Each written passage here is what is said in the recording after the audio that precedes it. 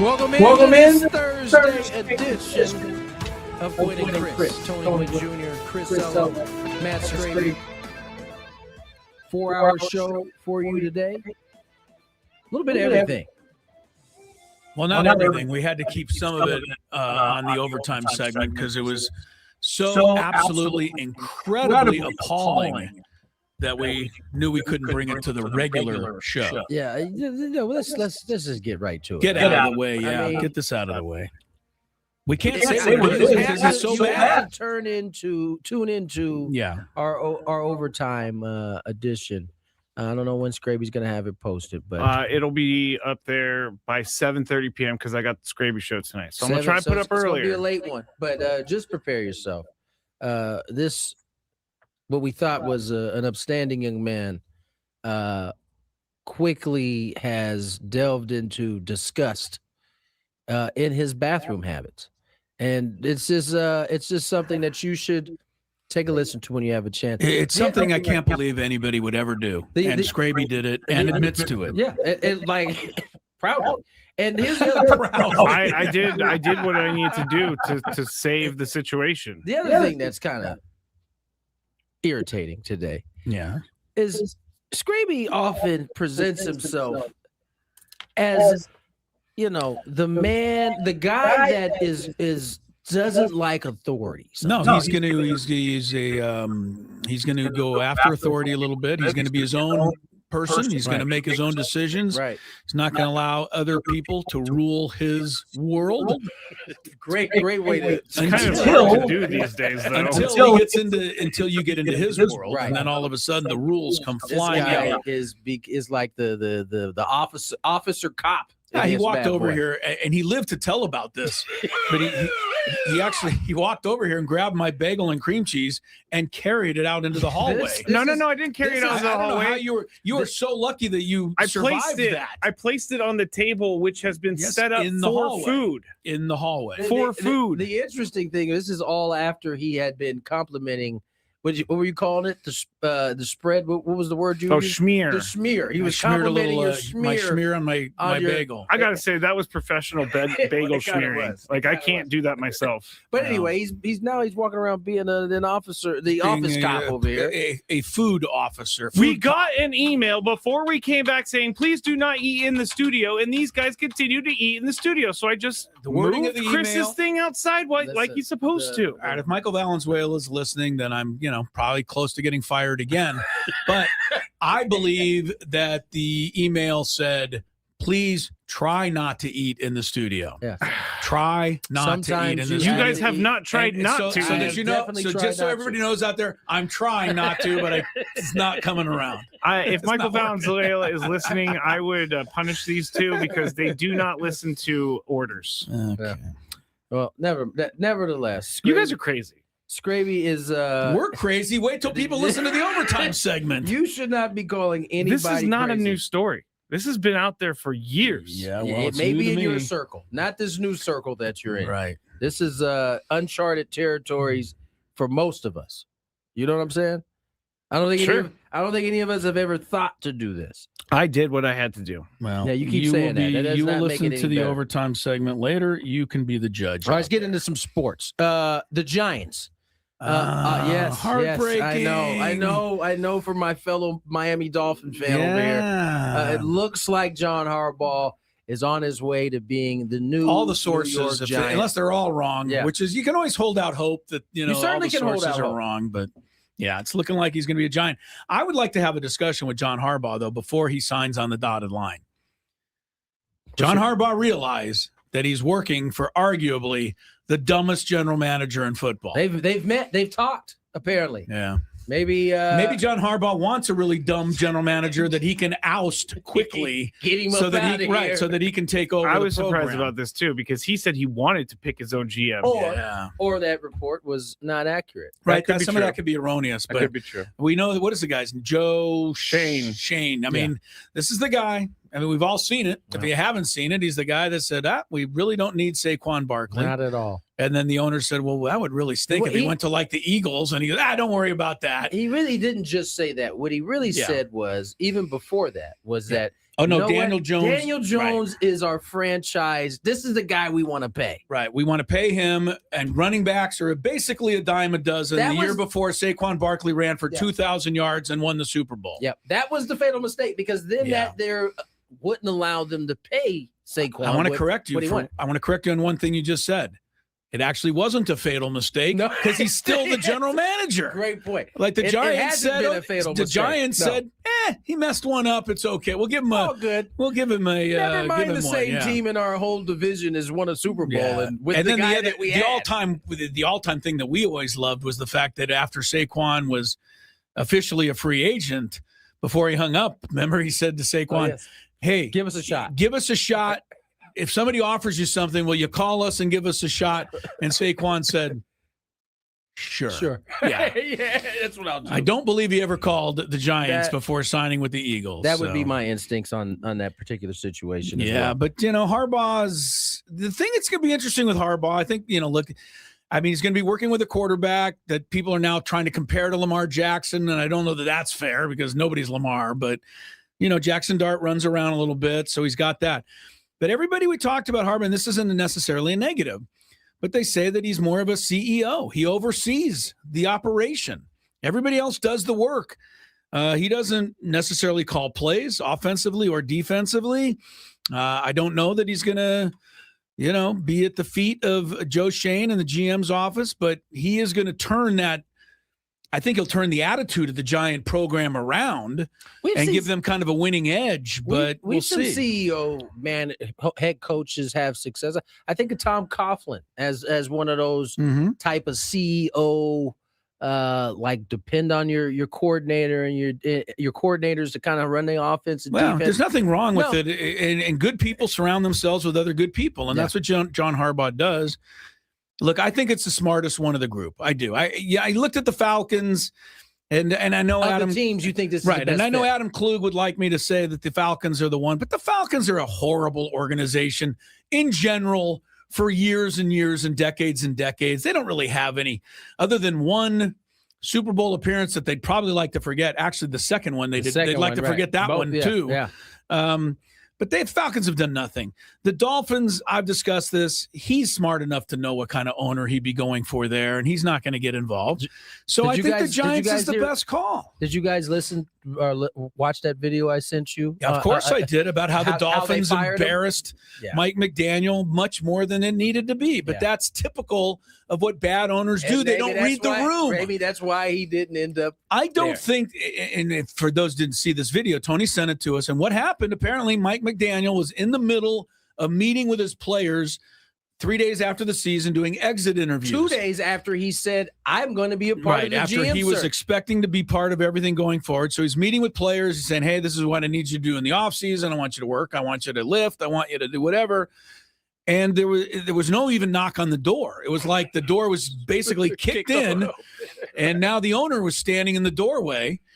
And I don't think the owner, Stephen Ross, even said anything. No. I think Mike McDaniel looked up and he had to kind of figure it out on his own. He had to figure out, I guess our exit meeting is over. So the player left. Later, And then Stephen Ross proceeded to sit down and say, yeah, you're fired. And Mike McDaniel was like, I mean, okay, he was surprised that you knew he was going to be surprised. But that's not the way you handle things. No. Not to somebody who just gave you 4 years of their life or whatever Mike McDaniel gave them. So this is the situation in Miami. So I think Harbaugh was smart to stay away there. Yeah. And, Cleveland's not attractive. They got a horrible ownership. Arizona's got even maybe a worse ownership than Cleveland. Yeah. So, I think it's good for Harbaugh. I think it's great for the Giants. You got to say it's great for the Giants. Sure. They haven't been going anywhere. They need this. So they needed this, and good for him. Aztecs go into Laramie and get a solid win. Really solid, Tony. Yeah, held them under 60 in that ball game. And Wyoming was actually one of the top scoring teams in the conference coming in. I didn't realize that until I watched the game. The Aztecs are starting to look, I'm saying this with just one last bit of hesitation, but they're starting to look a little like the team I thought they might be.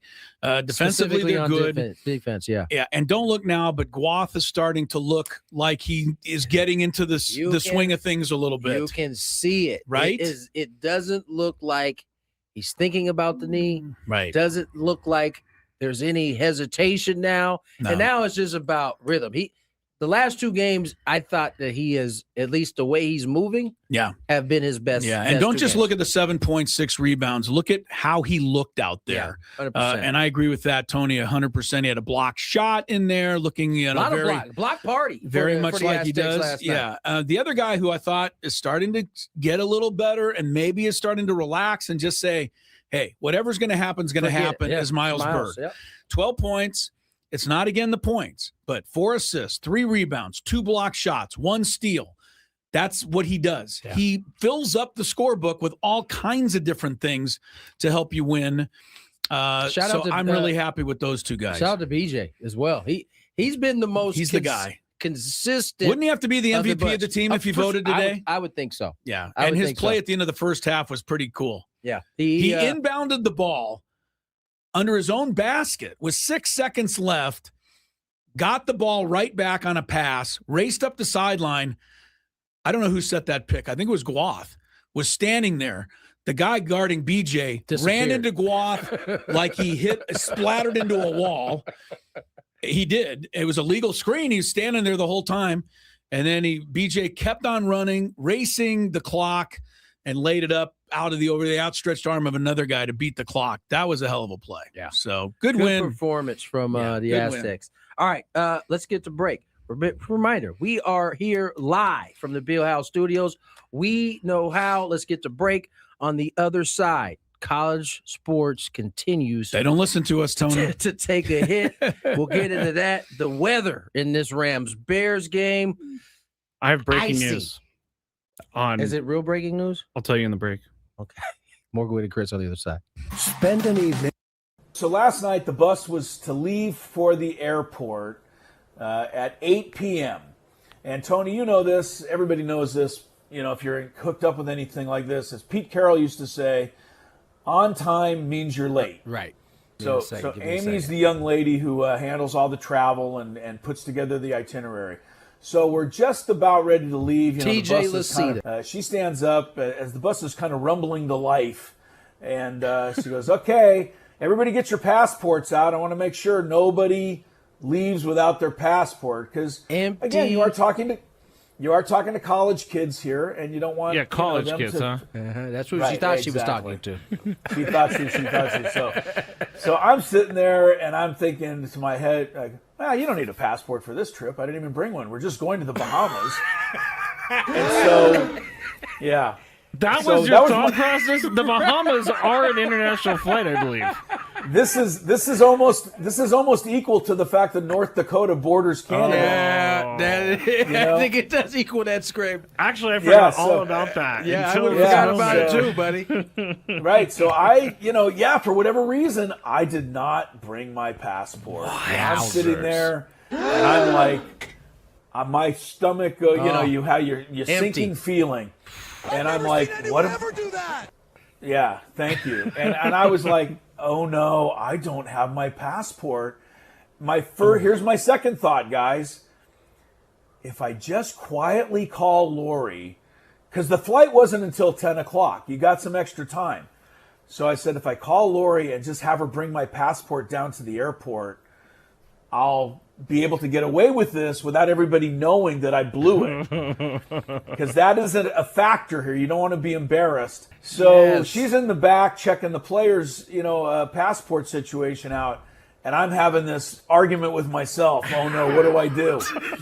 And so my first thing is I'll call Lori and I'll just say, hey, can you, I blew it. I forgot my passport. Can you meet me down at the airport?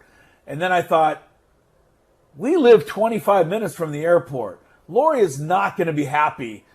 Getting my passport and driving it down there. Because the airport is really easy to access these days. And never easy to access, exactly. So I had a quick discussion with myself, and it was either A, it's time for me to embarrass myself in front of the team, or I'm going to have to ask Lori to drive to the airport. I chose the first one.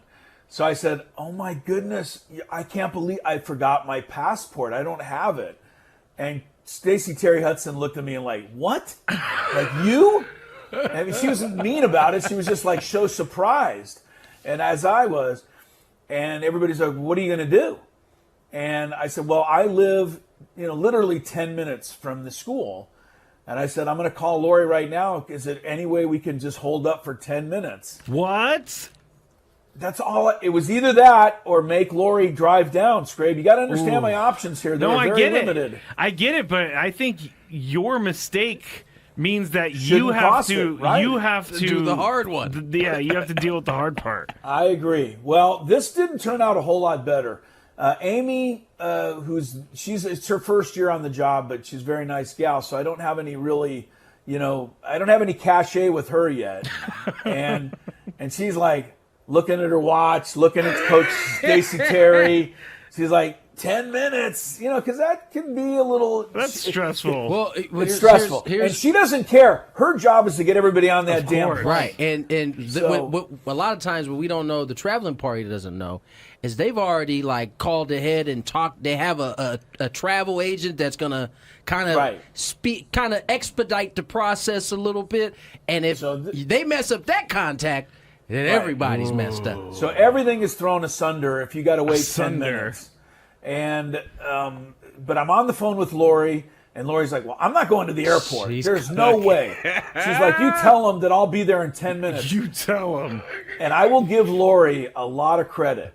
She, while this discussion was going on, found the passport and was already in the car. Whoa. So I give her a ton of credit. She didn't wait for... Okay, go get the passport and hurry up. Because she knew she wasn't going to the airport. So she knew she wasn't going to the airport. Exactly, Tony.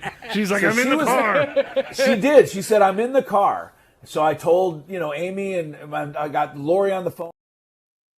All right, if you were waiting with bated breath there, the breaking news is important only to one person in this room. And that person is the guy who's going to give you the breaking news. Go. Mr. Sam Darnold, quarterback of the Seattle Sea Chickens, is questionable with an oblique injury for the game on Saturday. That's hardly breaking news. That is breaking news. It's news. It's not breaking news for gamblers, for sure. You think he's playing, right? He's going to sit out this game. I don't know, man. He'd have to be broken in half not to play this game. You know what? I don't know.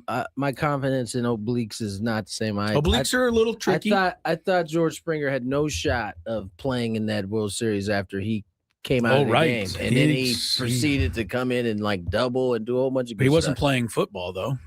That's true. Although I don't know that the 49ers defense will get that close to him anyway. I mean, that's fair. They don't rush the quarterback.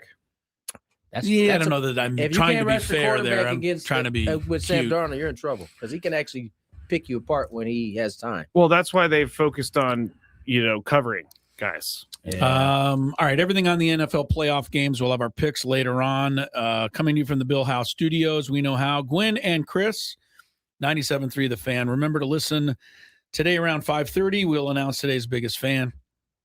They'll have a chance to qualify for a night in our Odyssey Suite at a Padre game coming up this season. The fan staff will be there. It'll be catered by Spiro's Mediterranean Cuisine. It's a great prize. It really is. We kind of gloss over this every day, but how fun would it be to go with everybody you know to a Padre game up in the suite? Register your name at 973thefansd.com/biggest-fan if you haven't already.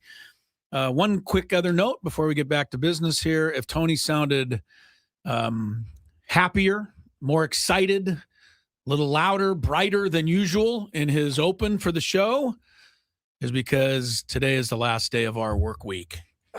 You sounded a little like, welcome to Thursday's show. Wow, Tony just getting thrown under the bus. That was more so. Oh, it's not blaming him. I'm just saying we're all excited. We get tomorrow off. That was more so being kind of fired up with Scraby and his antics before the show. Yeah, so that'll be the overtime. But yeah, don't get me wrong. Yeah, having an early week, an extra long weekend because Monday is also. We don't even get to come in on Monday. So we'll have to talk about the national championship game some point on the show today because that will be played by the time we get back here on Tuesday. So enjoy the program today. This is all you get for a while. All right, Tony talked about it with these college.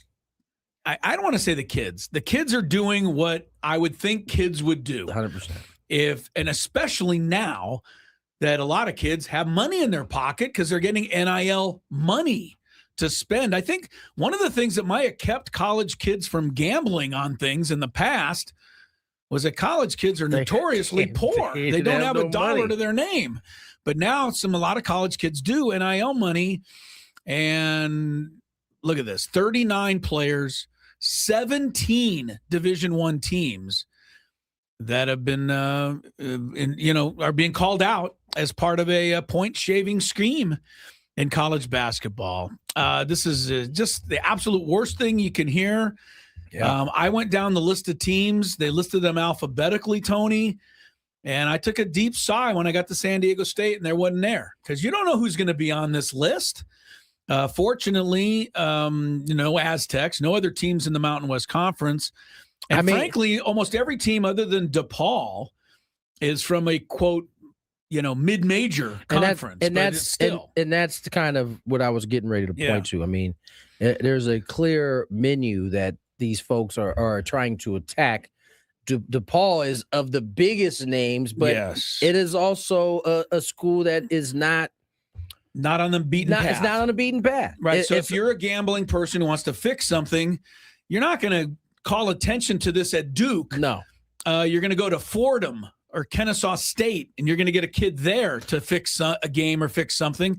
And this is what's being alleged. It's probably going to be just not good. It's probably going to be harder to get an NBA prospect to do something like this. Cooper Flagg doesn't need the extra bucks. And so, I mean, listen, 20 of the 26 defendants played college basketball during the 23-24 season and or the 24-25 season. And there's a few playing right now. 4 of the players charged, Simeon Cottle, Carlos Hart, Cammy and Shell, and Umar, whoever, Carisi, have played for their current teams in the past week. Right, so they're playing as we speak. They allowed them to keep playing, and now college basketball's got an issue. And college basketball, they have the same issue that I guarantee you college football is going to have if they don't get a handle on it.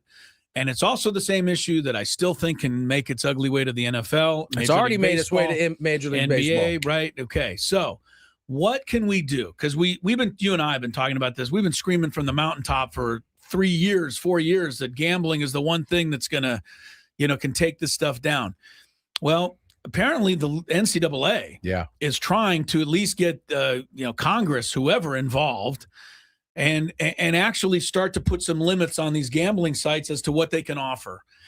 And I hate to say it, Tony, that might be the only way to try and protect the people from themselves. Yeah. And, these prop bets are really easy to target. And this is what, anyway. Let's keep it a beat. Their NCAA is doing this because it threatens their whole existence in terms of sports. So we're not watching the games if we think the score has been determined ahead of time. 100%. We're just not.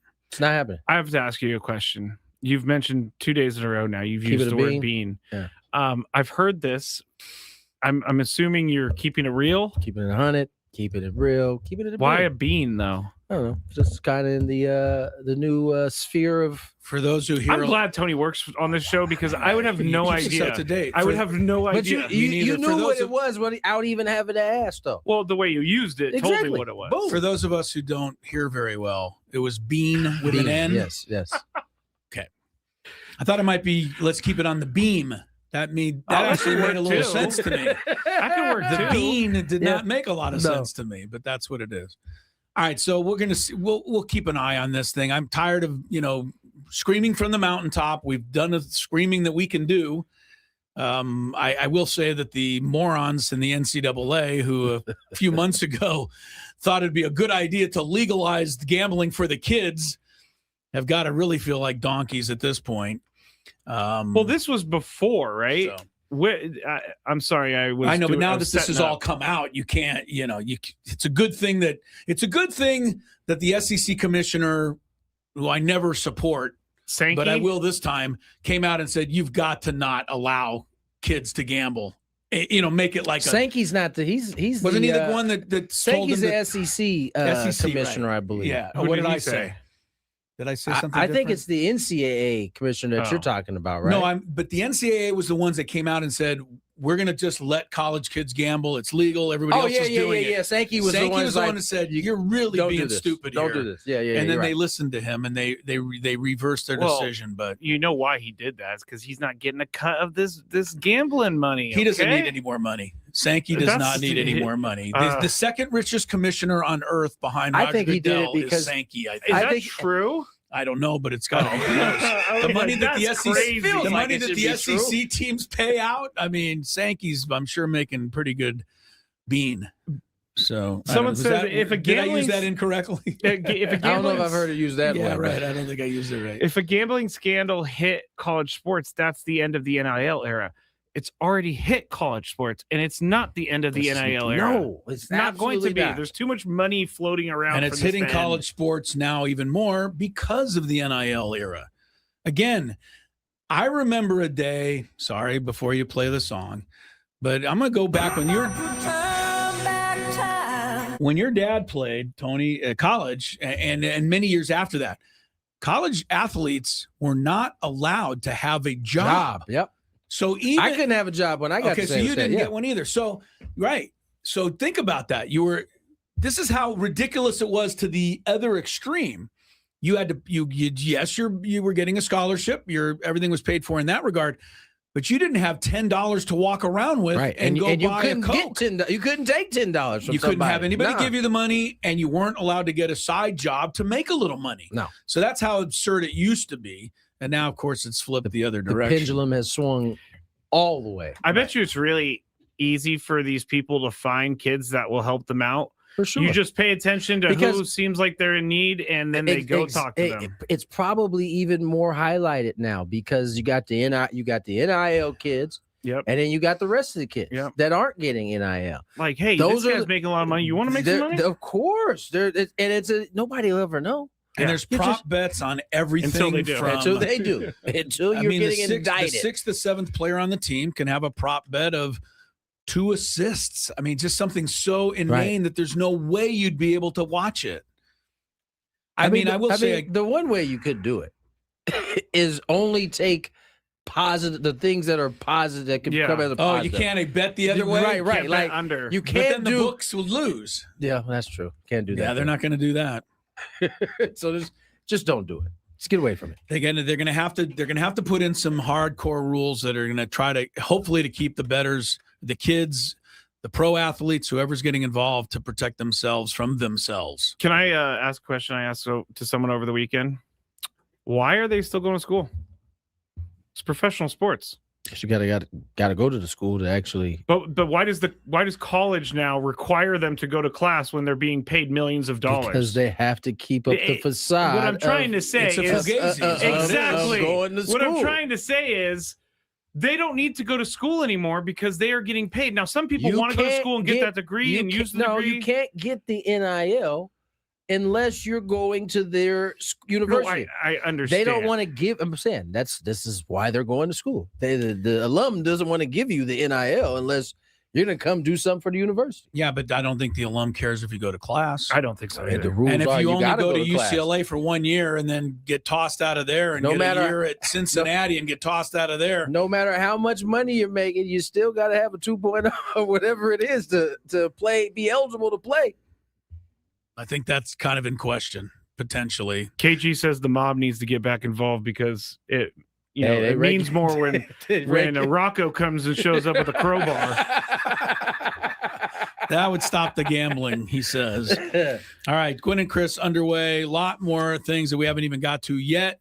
NFL playoff weekend. Sam Darnold now, was it questionable? Questionable with no All right, bleep. that's the latest NFL news. Harbaugh's in the Giants. And more to come. The biggest guests. What are we doing, guys? I'm going to see the museum for the first time ever. It's going to be sweet. See my dad's plaque. See where Trevor's plaque is going to be. It's going to be pretty dope. Chris, I'm going to go to the Hall of Fame for the second time because I went earlier today, but I'm going in to see Tony go into the Hall of Fame. So. All the way straight at the back left. Straight back left. Straight on that back wall. This one? Yeah. How you feeling, Tony? I don't know how I'm feeling right now, honestly. Excited? I'm definitely excited. Hello, Eric. How you doing? Pretty good.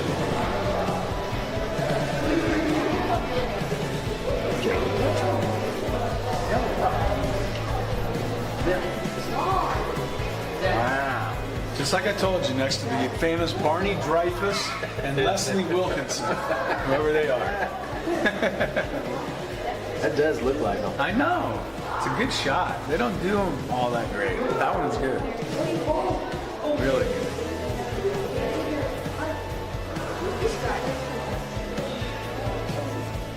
I missed a year. 300. Must have been bad. Huh? I used to be. Not anymore though. Oh, it's so cool. What team did you play on?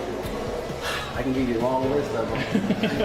Brewers, Padres, Dodgers, Phillies, Nationals.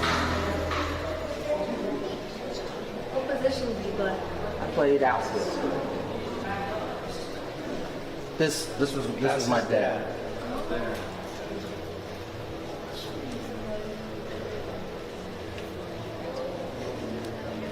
Oh, there's Dick Williams, Goose. I think he'd be pretty happy with his company over here. So. What are you thinking of seeing it for the first time? I'm thinking I'm hot. I'm quite warm right now, but it's cool. I mean, it's what I thought it was going to be. I mean, not too many people can say they have a dad that's enshrined in this place, so I think this is awesome. What are we doing, guys? I'm going to see the museum for the first time ever. It's going to be sweet. See my dad's plaque. See where Trevor's plaque is going to be. It's going to be pretty dope. Chris, I'm going to go to the Hall of Fame for the second time because I went earlier today, but I'm going in to see Tony go into the Hall of Fame. So all the way straight and back left. Straight back left. Straight on that back wall. This one? Yeah. How you feeling, Tony? I don't know how I'm feeling right now, honestly. Excited? I'm definitely excited. Hello, Eric. How you doing? Pretty good.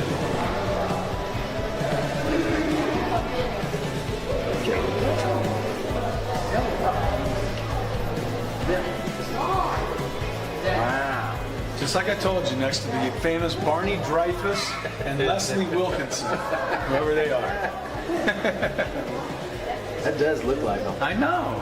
It's a good shot. They don't do them all that great. That one's good. Really good.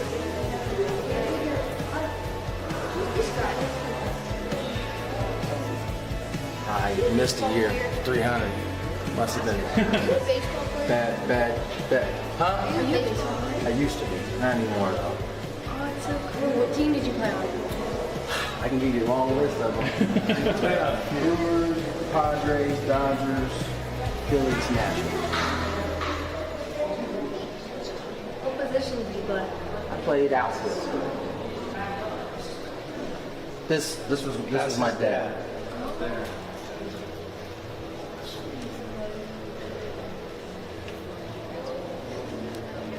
Oh, there's Dick Williams, Goose. I think he'd be pretty happy with his company over here. So. What are you thinking of seeing it for the first time? I'm thinking I'm hot. I'm quite warm right now, but it's cool. I mean, it's what I thought it was going to be. I mean, not too many people can say they have a dad that's enshrined in this place, so I think this is awesome. What are we doing, guys? I'm going to see the museum for the first time ever. It's going to be sweet. See my dad's plaque. See where Trevor's plaque is going to be. It's going to be pretty dope. Chris, I'm going to go to the Hall of Fame for the second time because I went earlier today, but I'm going in to see Tony go into the Hall of Fame. So all the way straight and back left. Straight back left. Straight on that back wall. This one? Yeah. How you feeling, Tony? I don't know how I'm feeling right now, honestly. Excited? I'm definitely excited. Hello, Eric. How you doing? Pretty good. Tony Gwynn Jr., Chris Ello, Matt Scraby, Mikey Vares joined our good buddies Ben and Woods in the morning. How did he not win Coach of the Year? I'm going to say it one more time. You still are on that, huh? Yeah. Yeah. He didn't win it. Guy from Philly, I think, won it. I think we kind of don't care. I mean, they weren't an expansion team. I mean, this is a no-brainer to me. Clearly, he has, I think, raised the bar here in San Diego for soccer.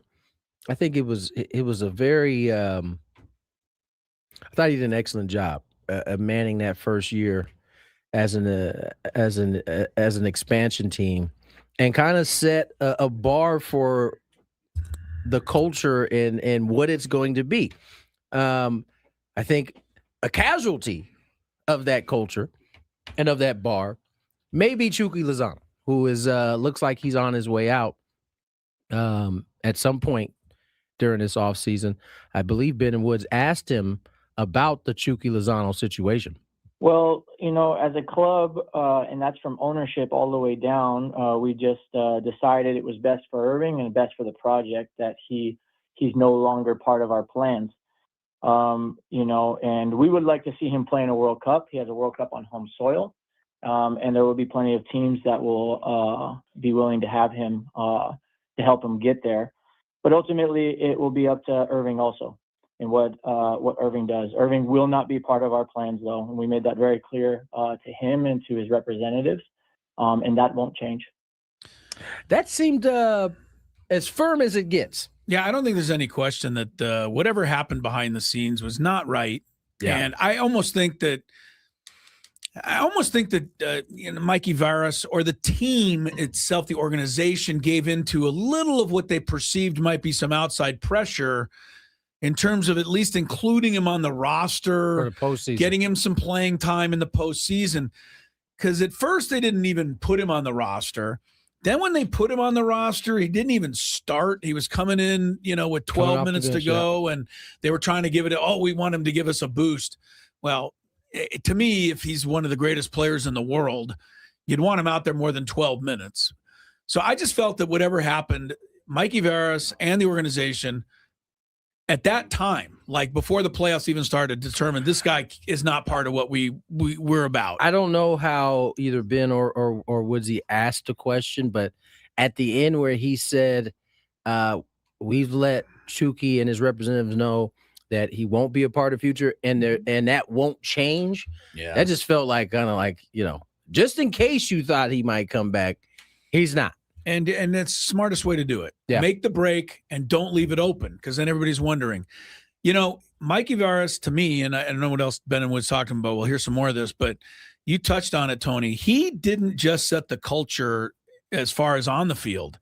He set the culture for how we were going to behave as fans. Yeah, he did. Because after that first game, when people were chanting stuff that was not appropriate, he was the voice of the team that came out and said, no. And he read something at the next game.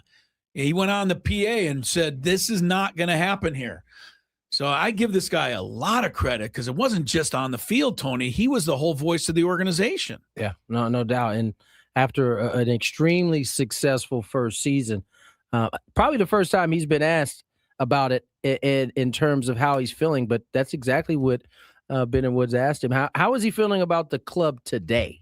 Yeah, I mean, we really like our squad right now because, we talk about new players who can come in, which is that's always the obvious one. But we're also excited just to see what a lot of these guys look like in year two, Yeah. Luca Bombino should be a different Luca Bombino in year two than he was in year one, just getting his feet underneath him. Same with like a guy like Manu or a guy like Pele, who was just with us the last couple months, or a guy like Marcus, who was hurt most of the season and now is healthy. So we really like our squad, but the reality is we will continue as we move some guys off of the roster. We'll also continue to look for more competition depth as well. Yeah. It's what are you grinning about? I'm grinning about one thing that Mikey Vares has working against him now. because I think everything's been thumbs up, right? From day one to today. But what is the one thing you and I say is a coach killer? Tony? Expectations. Expectations. Yeah. Not saying it's going to happen. He had but zero. He now has some of those, right? He's got to have expectations. What are his now. expectations? Is it just championship or bust? I don't think that's fair. Yeah, no, I don't think that's playoffs again. But I think a contending team that's in the playoffs, I think should be expected from where they were last year, because fans in every sport are the same. And if they're 2, you already gave us the taste 6, of it now, right? They're 2, 8, and 6 at some point next year. People are going to, well, last year was a lucky thing, or they should have never got rid of Chucky. All this is going to start happening. So he's got to deal with that. Ben Woods also got to Mikey Verse about how his ball club can improve for 2026. Yeah, that's a great question. And honestly, Vancouver was really good. Those 15 minutes. It put a real uphill battle for us on the rest of the night, where they came out flying and we weren't at our best, and we were very honest with ourselves about that. But then we get back in that game, you can see us building momentum, and then a goal right before half, literally 5 seconds before half. Yep. It made it even harder. But what I continue to say I feel so proud about the group is down 0-3, these guys pushed that second half. And we got the 1-3, and we could have got the 2-3. And even when we took the red card, these guys just didn't stop fighting, and there's something to build on there. But what I would say is I think everybody's going to ask, they're going to ask, can they do it again? Was this just a fairy tale, and will they, drop back down to an average level? And for us, that's the wrong question. The right question is, can we get better? And I'm not talking about results. I'm talking about what we do every single day, from the moment we get out of our car to the moment we get back in our car, to give ourselves and the city the best chance of doing something special. Because you do that over and over again, and these type of rides will be available, but it's never a guarantee in life. Every time I listen to Mikey Vargas, says the right things. I like him more and more. Yeah, for sure. He just has a standard, and you can tell he is very serious about that. He's very methodical in how he wants his players to approach. He's the opposite, and I'm not taking a shot at you, Chris, but he's the opposite of how Mike McDaniel ran things. You're not taking a shot at me. I agree with you. Okay, good. I was just trying to say, Mike McDaniel doesn't do. Mike McDaniel's is a genius as far as coaching offense. Players coach, if you will, but he didn't get it. That never works. Because ultimately, the players feel like they can get away with too much, and you can't put that genie back in the bottle. I don't know. I think people would say that Mike Tomlin's a player's coach. But he also has an iron fist. I think players enjoy being coached. They respect that. Yeah. And if you get a player that doesn't respect you trying to help them, or maybe getting a little angry with them once in a while, then that's not a player for your squad. Exactly. Just get somebody else. Kids, I watch Stacy, and I watch the women's team so much closer because I'm there at practice. She's lucky because she's got kids that want to be coached and want to be better and don't mind being, not called out, because that's embarrassing a player, but pulling a player aside. Don't mind taking their responsibility. Right, but pulling a player aside and saying, this has got to do this, and this is what you need to do better. If a player balks at that, because what you're saying is Mike McDaniel didn't even do that, because he was worried, I think, what the players were going to think. Yeah. But if you have a player that balks at being coached, then let him go play for Memphis with Ja Morant or something. Yeah, Memphis doesn't even want Ja Morant. I know, just threw them under the bus. But you know what I mean? There's plenty of players like that. But for me, they're not going to be – that's not the ones I want on my squad. Yeah. Lastly, the good news that came out this week was that Anders Dreyer signed an extension with the club. He was asked from Ben Woods, what does that mean for the club? Yeah, massive commitment to show that we're here to win, and how we win and who we win with matters, because Anders is a great character, top teammate, top professional, and then he obviously fits our style of play, and you can't take for granted how great of a fit he is from a style of play perspective. It's not easy to find guys who fit perfectly and are able to have big production. So from a coaching perspective, we're just so happy to have him on our team. Yeah, he's he was the standout player. Got to be the San Diego Athlete of the Year. If you got somebody better, let me know. But I mean, of all sports, all San Diego guys, he's got to be the one, right? I would think so. I'm not thinking of everybody offhand, but I mean, what he was able to do from the very first goal of the season, he scored it. And he just kept going from there. Finished second in an MVP. Right, this second season. in the MVP balloting. So I like what he said at the beginning. He said, we spent money to show our commitment to winning, which is how you do it. You do it, and then you talk about it. Can we go back to our Aztecs? I know we just kind of hit on them a little bit as we got a few more minutes. I will talk about wins all the time. You mentioned Miles Bird.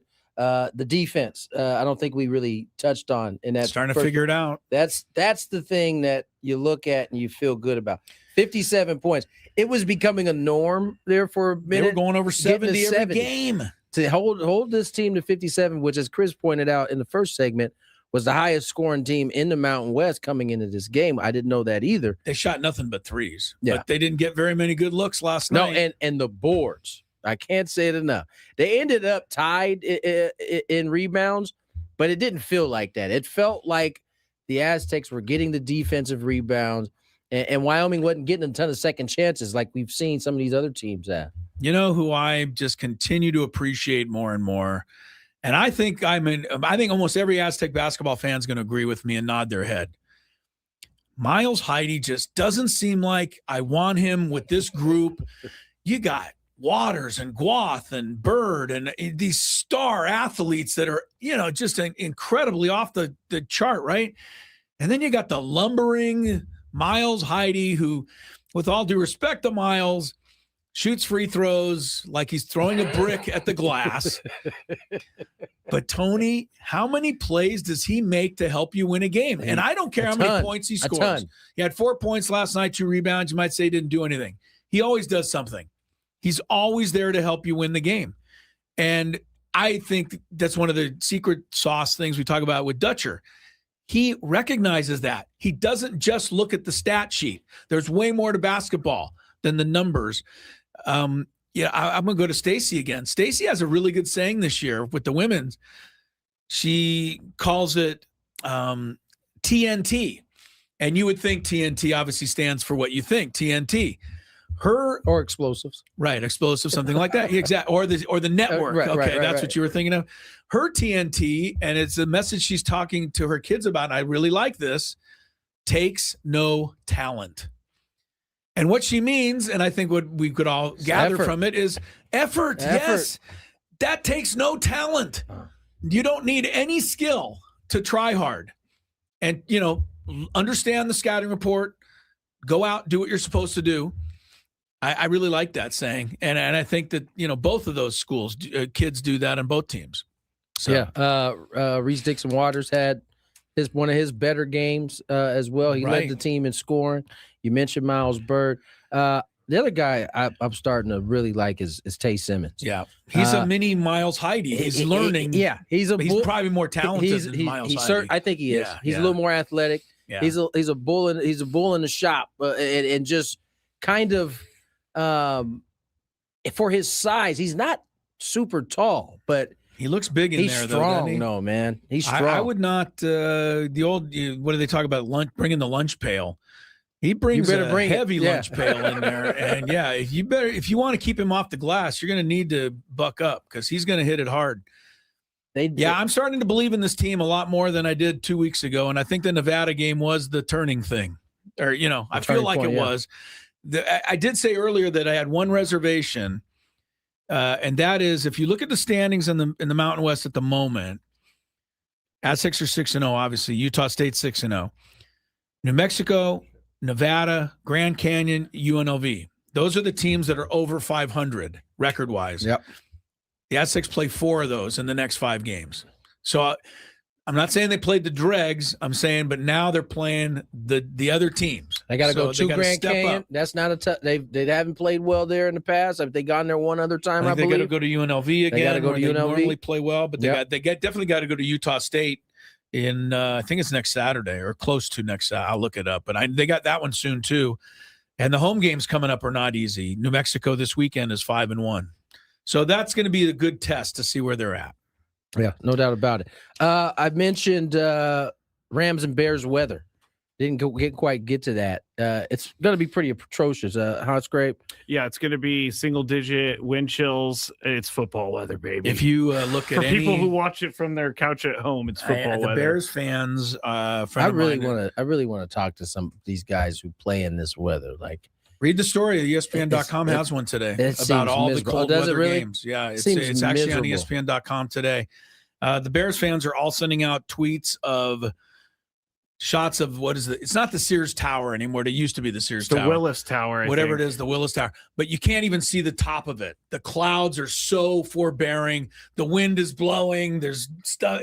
They're sending this all out. They want Rams players and people to see it. They want them to be waiting before they even get out there. We are waiting for you. I didn't know that Bears fans could replace Lions fans as the most annoying fans in the league. I did not know that. You know what? Where have you been? I mean, Bear fans have always been Bear fans. Wait a minute. Let's start that one again. No. I already made the statement. How did the Lions fans become the most annoying? Yeah, what did they do? Oh, what did they do? They were getting in on my case about the 49ers, and then the 49ers beat them in the NFC Championship, and then, everybody stopped talking. The worst, most annoying fans in the league 49ers. Are you. There is no argument. No. Everyone who listens to this show, I don't even think people that are, Scraby supporters. Bears fans are legitimately arguing for Caleb Williams to be MVP of the league. And you would probably delusional. You'd put a vote for Brock Purdy and delusional. The same thing. No, I wouldn't, because he hasn't played enough games. You know who we should talk to? Well, I guess we can't because today's the last day of the week. But John from KSON. Massive Bears fan. Is he really? Grew up in the Midwest. He grew up in Wisconsin, actually, as a Bears fan. Yeah, that's interesting. Or he worked in Wisconsin for a long time. He loves the Bears. I think Bears fans were annoying in 1985. Most fans who win dominantly are annoying. Yeah. And that's why the 49er fans win. And most annoying because you've been consistently winning for the last 4 decades, which makes you the most annoying. There, I accept. Although it's been a while, I just want to point that he's out. getting it's back been since 1994. Yeah. Wait till they win. You guys aren't far off from like being in that Cowboy. If they win, no, they've been to the Super Bowl since. I understand, but the Cowboys have not. The only difference is you guys don't pop off. Well, you do, but all 49er fans don't pop off the same way Cowboy Saturday fans. Night. Tony, otherwise, you'd be in the same exact boat. I am turning my phone off. Even if the Seahawks fall behind 3-0, you know what is going off. When I texted you guys last week, I was like, I know I'm going to ruin this for Chris, and I don't care. Well, I need to shoot this text off saying bang, bang. I was waiting for it. The moment the final whistle was blown. I waited. I was just looking at my phone like this the whole time. I waited. And eventually you did not disappoint. As soon as they get in position to win the game, I get grumpy. My wife's like, what's the matter? And I just say one thing. Scraby. And she's like, I get it. All right, real quick. We got a minute here. Yes. Scraby. Yes, all right, we got Scraby didn't tell you yet, but I think this is good. We've been talking some Aztec basketball here. We do have 2 tickets to this game Saturday. That's a great game. Aztecs, New Mexico, 5:00 Saturday at Viejas Arena. I'm assuming you would like to win them out there. So pay attention. First person with the correct answer at 833-288-0973 is going to win. Tony, I'm pretty sure you'll know the answer to this. That's the only clue I'm giving out there. Who am I? I grew up in Pasadena in the mid-'70s. I played at New Mexico in the late 70s, and I was on a team that scored 97 points a game one year to lead the nation. We were 4th ranked overall. I was All-American that year at New Mexico, averaging 16 points a game. I was a 3rd-round draft pick in the NBA in the late 70s. I spent my entire 12-year career with one team. So who am I? I'm giving clues. I was once the NBA Defensive Player of the Year. Name me. I don't think anyone will know this. You know. I know it. This player went to New Mexico, thus the question. So if you can figure it out, 833-288-0973, you'll get to go see New Mexico and the Aztecs. The gondola pulls in. Yeah. It goes very slow. Yeah, it slows down like for everybody. Really slow. As we're getting off, over to my left, there's a couple getting in the gondola, going up the mountain. So it's the opposite for them. They're standing there. The gondola comes up. The door opens. You step on. Well, there was a commotion. Uh-oh. There was a commotion. Someone fell? There was a commotion, and Lori goes, hey, there's a commotion. She said commotion? I don't think she said that. But we go kind of, not hustling, but walking over there quickly. There's a lady who has fallen as she's trying to get into the gondola. She's now got one leg in the gondola. Oh, no! The other leg and body trapped underneath the gondola. 90. No, she's probably in her late 50s. How do I say this best? Oh, she's heavyset? She's in the shape of somebody who's in their 70s. You've got to rescue the poor lady. She's trapped under the gondola. Of course, as soon as she falls and there's the commotion, the guy running the station stops the gondola. Okay, I was going to ask. Which means everybody on the mountain and 4 miles away has to stop. Everybody has to stop while we try to extricate the lady from the gondola. Okay, let me ask you a question. Underneath the gondola. She's got one leg on the gondola. The rest of her body is underneath the gondola. And when I arrive to see what's going on, I'm kind of the first or second person there. You're a first responder? Pretty much. The guy running the gondola place is busy stopping traffic. Ride. Yeah. No, he's stopping the ride. Oh, okay. All right. So we're kind of first there. Lori's behind me. The lady's on her back. She's looking straight up in the air. And the only description I have is one of utter panic and utter terror combined with total helplessness. Oh, I thought you were going to say embarrassment. No, total helplessness. She's not only trapped, but she's not even remotely doing anything to help herself. She's kind of in a panic, and you think something terrible is going to happen, or she does. Okay. I go over there. First thing, breathe. That's what you said? I told the lady to breathe. Good. That's good. I said, you're going to be okay. That's good. Just breathe. That's good. Try to relax. That was the perfect thing you could have said. As I'm stupidly pulling this 250-pound gondola, trying to pull it off of her. Yeah. Okay. Well, you're getting the gondola is way heavier than 250 pounds. Yeah, right. 1,000-pound gondola. So you're trying to move the gondola. Move it a little. Is her leg how is she attached to this gondola? Well, I told you her one leg's actually on the gondola in the doorway. Okay. Then the rest of her body's underneath. What is stuck with her in the gondola is her belly, not her leg. Oh no. That's right. Okay. No. So I'm pulling. By the time finally a couple more people pull and we are able to get enough airway to get her to scramble out of there. And then she immediately stepped on the gondola to go take her ride up the mountain. And off she went. This is I felt like I saved her life. I really do. I honestly feel like I almost saved her life. I kind of will credit you with this. You know, she was, I think if I didn't tell her to breathe, I think she would have gone into some sort of shock or whatever you do. No, she was you're going right. into a panic, Scraby. She was going into an absolute panic. And, you know, I had to, calming her down, I think was the number one thing. She wasn't in any real danger, but she wasn't feeling great because she was trapped under the gondola. But the fact that you said her belly was... Yes, her belly, yeah. I'm telling you, Scrabe, it was a factor. And there was, there's a couple of people pulling on an arm trying to drag her out. I'm crying. I know. There's people on the other side with her arm. They're trying to drag her. I'm like lifting the gondola so she can get a little room to get out of there. You're like, hey, I'm going to take the gondola. It's lighter. All right. I didn't say that. You did. But it was quite the scene. I am happy that she's okay, obviously. She's fine. If she this got was right on the gondola. If this was a worse story, I would not be laughing. But she's fine. You did probably help her a lot more than you think you did. I think so. Because she was able to calm down just a tad. The gondola pulls in. Yeah. It goes very slow. Yeah, it slows down like for everybody. Really slow. As we're getting off, over to my left, there's a couple getting in the gondola, going up the mountain. So it's the opposite for them. They're standing there. The gondola comes up. The door opens. You step on. Well, there was a commotion. Uh-oh. There was a commotion. Someone fell. There was a commotion, and Lori goes, "Hey, there's a commotion."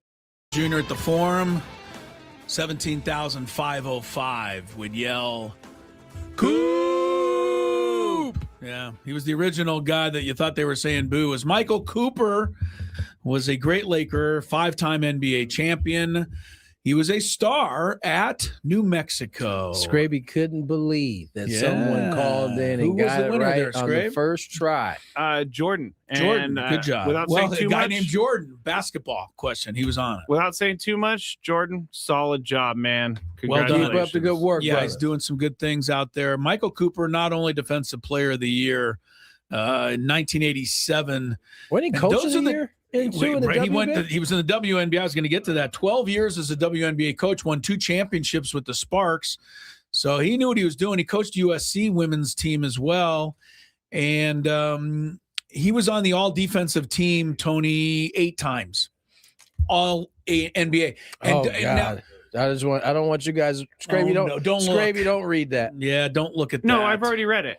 It was on earlier. They replayed the same thing. Kyle Tucker deciding between 3 teams: Dodgers. Now it says Blue Jays, Dodgers, Mets. The 3 most willing to spend millions of dollars teams in the that league. need him the most or the least are getting in the line for Kyle Tucker. There's something about this particular offseason that when I see the Dodgers, I say bull junk.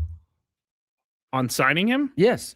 In this particular one, I don't think that. Well, you don't think they'll sign him? I think it's down to the other 2 teams. Okay. That the 1 year $50 million offer, or 2 years $100 million offer from the Mets. I think the Dodgers will do that, huh? I don't think they would do it. I just don't think they're necessarily in on him like that. All right.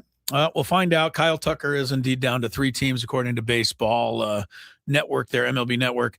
I just want to finish up on Michael Cooper because he really was one of my all-time favorites. And I know, Tony, you're a Laker fan, but you weren't quite, all about the Showtime era.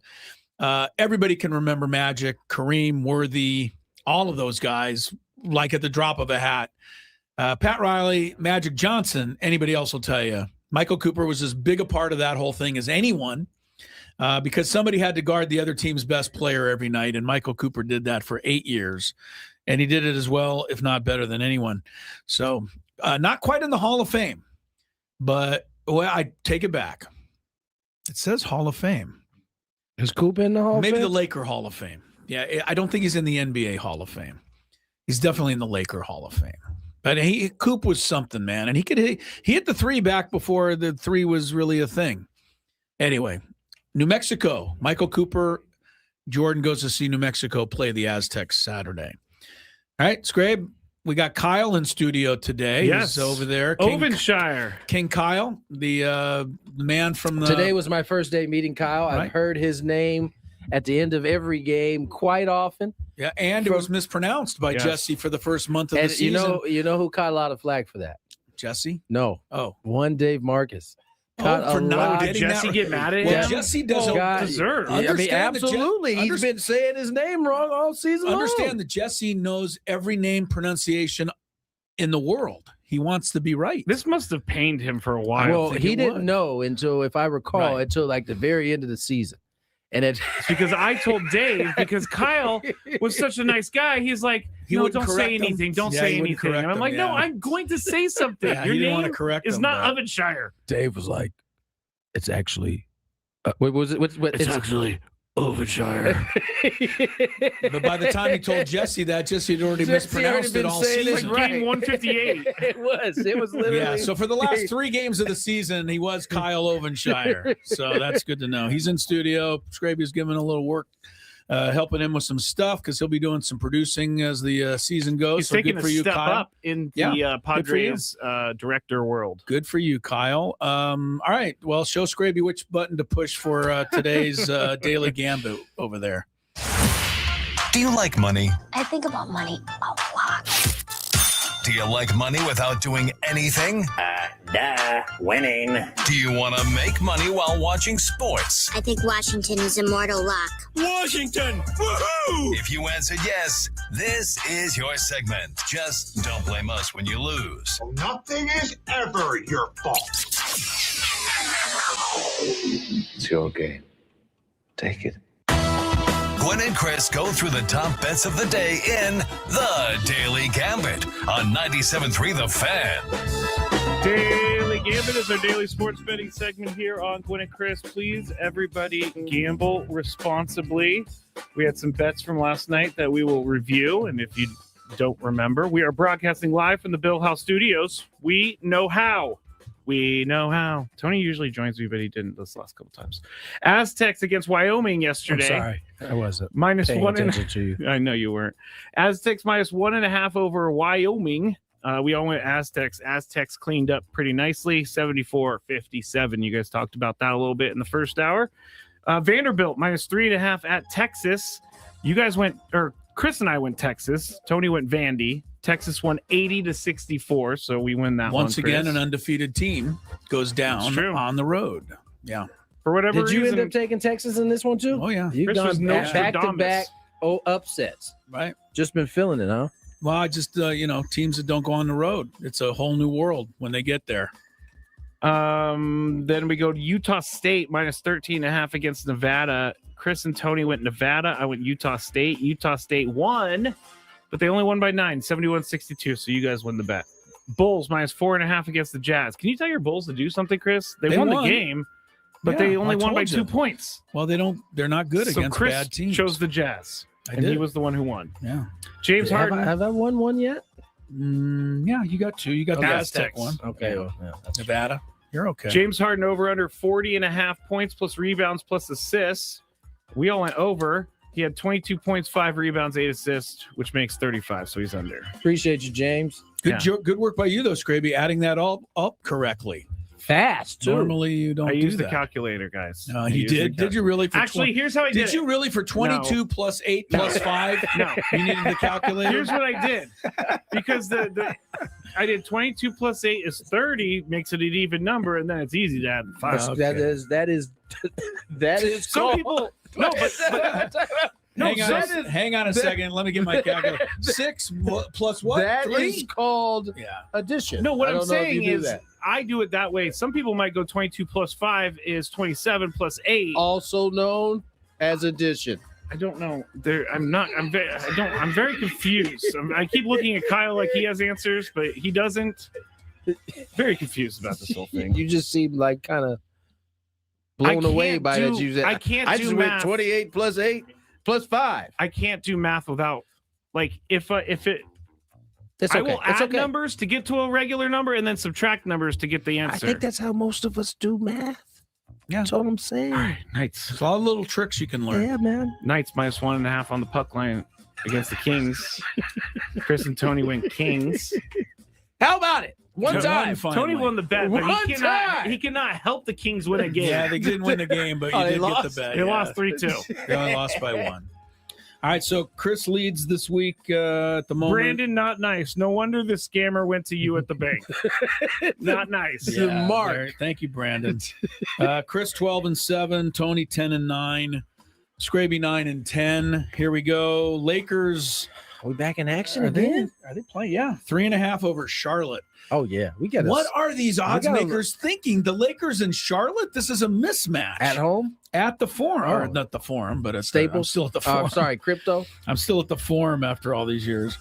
Yeah, this seems like a gimme. I could go Lakers. Charlotte's not very good at all. Maybe LeBron's not playing. Is this sciatica acting up? I'm just saying he played back-to-backs. Maybe this is the day he gets off. I don't know. Well, I'll still take the Lakers. I'll take the Lakers. They're not losing to Charlotte. Really huge fan of my sciatica joke that no one recognized. Yeah, because it was stupid. It was a great joke. I don't recognize any jokes about old people. As you should. Right. OKC at Houston. OKC by 4.5. Houston. This seems like a pretty good game here. Two of the best teams in the West. Tony. Rockets. Taking the points. Scraby. For a second there, I was like, Tony, the name of the team is the Thunder, bro. He's taking the Rockets. I am going to go with the Thunder. OKC, 4.5 on the road. I go Houston in a close one. We got SGA minus 5 points versus Durant in this game. Scraby, SGA minus 5. Kevin Durant, how old's he now, Tony? Is he 40 yet? He's getting close. Pushing it. Yeah, he's like 38. He's still putting up 28 every game. It's just, he's so good. Let's see. Kevin Durant age. He is 37. He'll be 38 in September. One thing I'd ask you, have you ever seen Kevin Durant at 7 foot post up? Yes. You have? Okay. I can't think of one too often. Oh, man, that would be lots of It would almost seem unfair. The question was, have I ever seen Kevin Garnett? No, Kevin Durant post up. Yeah, he'll post up. He's not a deep post guy. He just, all he needs is mid-range post. He doesn't get down in the block. He's not really on the block very often. I'm up first. You're up first. No, you're up. Okay, I'm gonna go with SGA minus 5. I'm gonna go with KD. KD. I think SGA has to carry them on the road. I'll take him. Tony? He's gonna get at least 15 free throws in this game. SGA. So. Wow, because he pushes off every time and they call it on the other guy. As the guy's falling on the floor, they point at him. I do feel like they're calling him a little bit tougher this year. Well, they've been heard the noise. It's too late for Indiana. Cost them the NBA title. Yeah, I'm gonna say SGA. SGA. All right, here's an interesting one. Bryce Sensabaugh. Never heard of him till last night. His over-under is 14.5 tonight. He plays for Utah. He's at Dallas. The reason I bring him up, he scored 43 off the bench last night. Flamethrower? For Utah. So what do you do with a 14.5 point spread when he's coming off a 43-point game, Tony?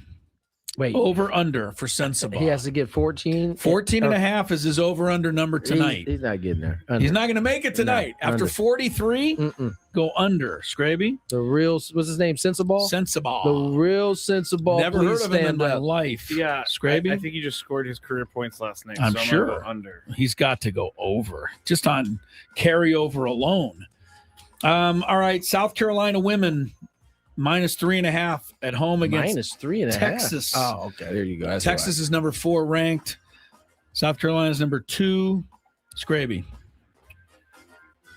South Carolina's home. I'm going to go with them. Go with USC, the other USC. I'll take Texas. They've been kind of knocking off some big teams this year. Tony? Gamecocks. Yes, sir.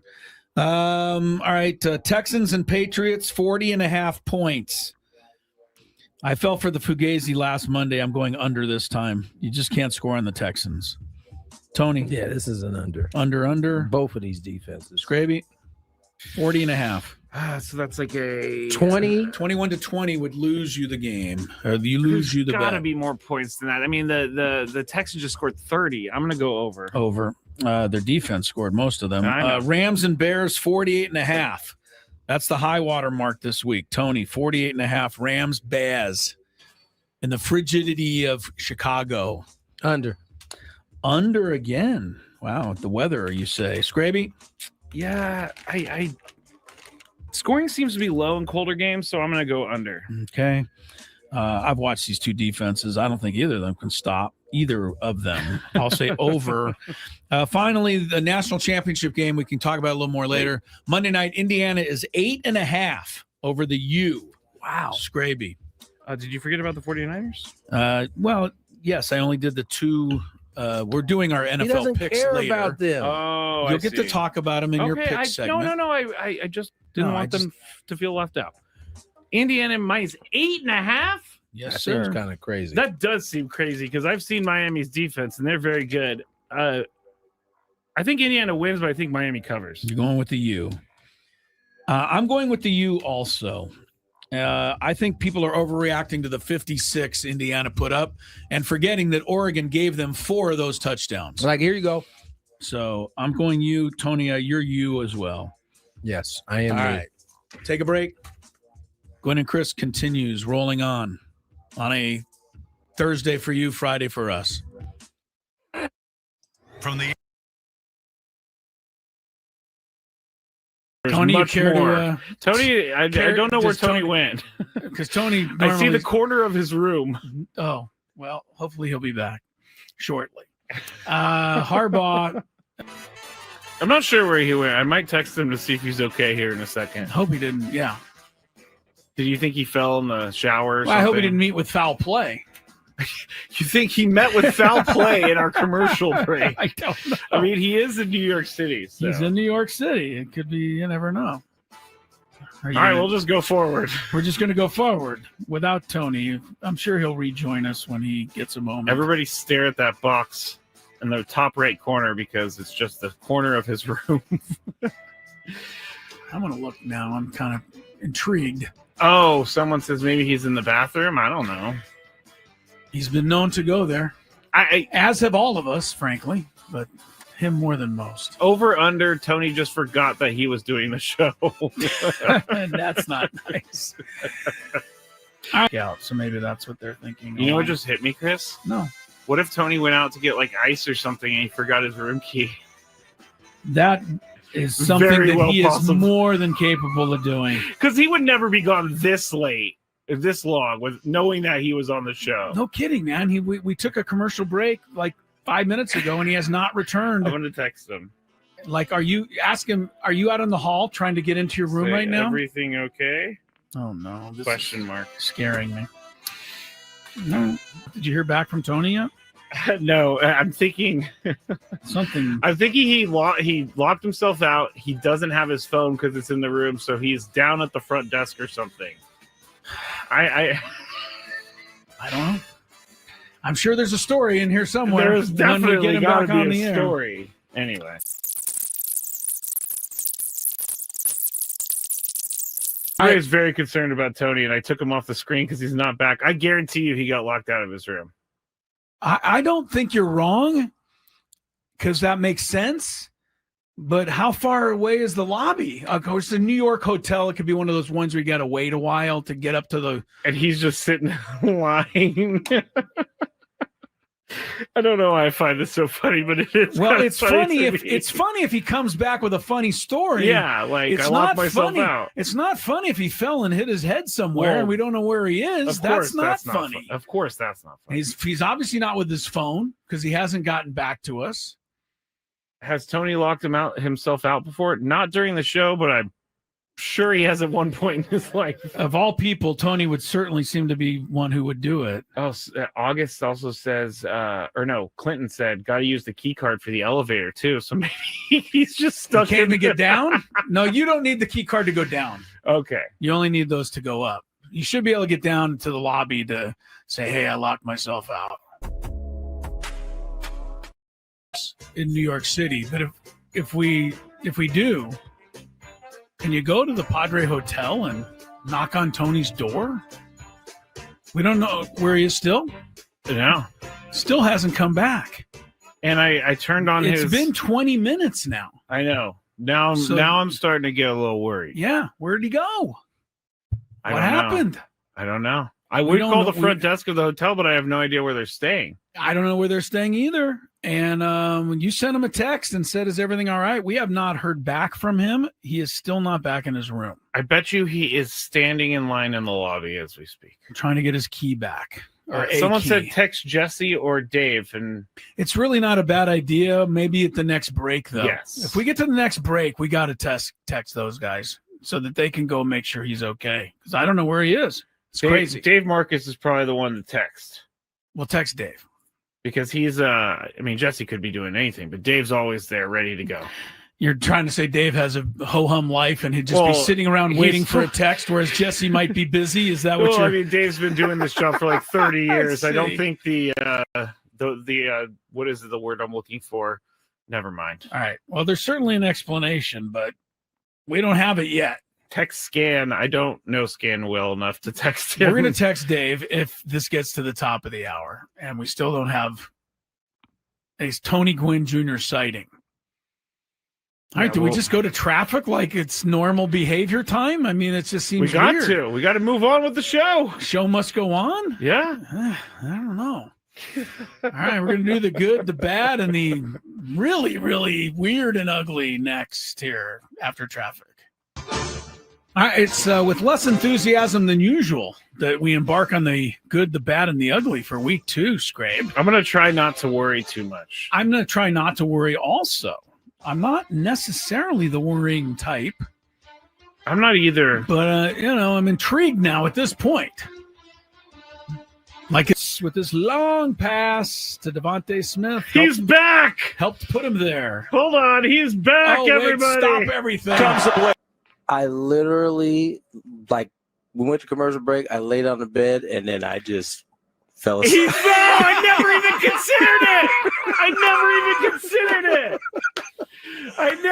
considered it. Tony, you care to, Tony, I don't know where Tony went. Because Tony, I see the corner of his room. Oh, well, hopefully he'll be back shortly. Harbaugh. I'm not sure where he went. I might text him to see if he's okay here in a second. Hope he didn't. Yeah. Did you think he fell in the shower or something? I hope he didn't meet with foul play. You think he met with foul play in our commercial break? I don't know. I mean, he is in New York City. So. He's in New York City. It could be, you never know. All right, we'll just go forward. We're just going to go forward without Tony. I'm sure he'll rejoin us when he gets a moment. Everybody stare at that box in the top right corner because it's just the corner of his room. I'm going to look now. I'm kind of intrigued. Oh, someone says maybe he's in the bathroom. I don't know. He's been known to go there, as have all of us, frankly, but him more than most. Over under, Tony just forgot that he was doing the show. That's not nice. Yeah, so maybe that's what they're thinking. You know what just hit me? 321. Tony Gwynn Jr., Chris Ello, Matthew Scraby. Tony Gwynn Jr. still disgusted by what Matt Scraby admitted to doing. You guys will be too. And you will be too when you listen to the Overtime Gwynn and Chris, which will be posted on YouTube later. I mean, I'm just happy that he has made such a change in his life. I don't think he would make that same decision here as we sit here on January 15th, 2026. No, because I'm a completely different person from that time. Boy, oh boy, man. You got to do what you got to do. No, you didn't have to. No, you do don't. That. You got to do what you got to do. You did not have to do this, but I'm exporting the video right now, and then I'll try to get it up on Gwynn and Chris's YouTube. Not the video of what you did. I hope. Yes, I took video. No, please no. No. Goodness. All guests on 97 through the Fan join us on the David P. Shapiro Fan Hotline. David P. Shapiro, criminal defense attorneys, helping good people regain control of their future when charged with a crime since 2010. Visit davidpshapirolaw.com. Super Bowl not far away. What's the weekend? February what? I haven't got that far yet. I don't know. I think it's in 3 weeks. 3 weeks. No. So we do divisionals this weekend, championships next weekend.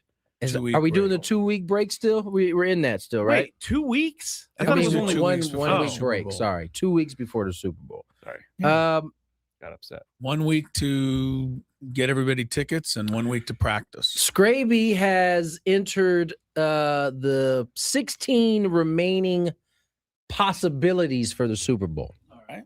And we're going to look through these real quick. At the top of like best to worst? I think it's worst to best. Okay, so that's how it goes. So the one that we would What do you think the least the game Super that nobody Bowl wants to see? Yes. 49ers versus anyone. Not even tired close. of those guys. I agree, but seriously though, who do you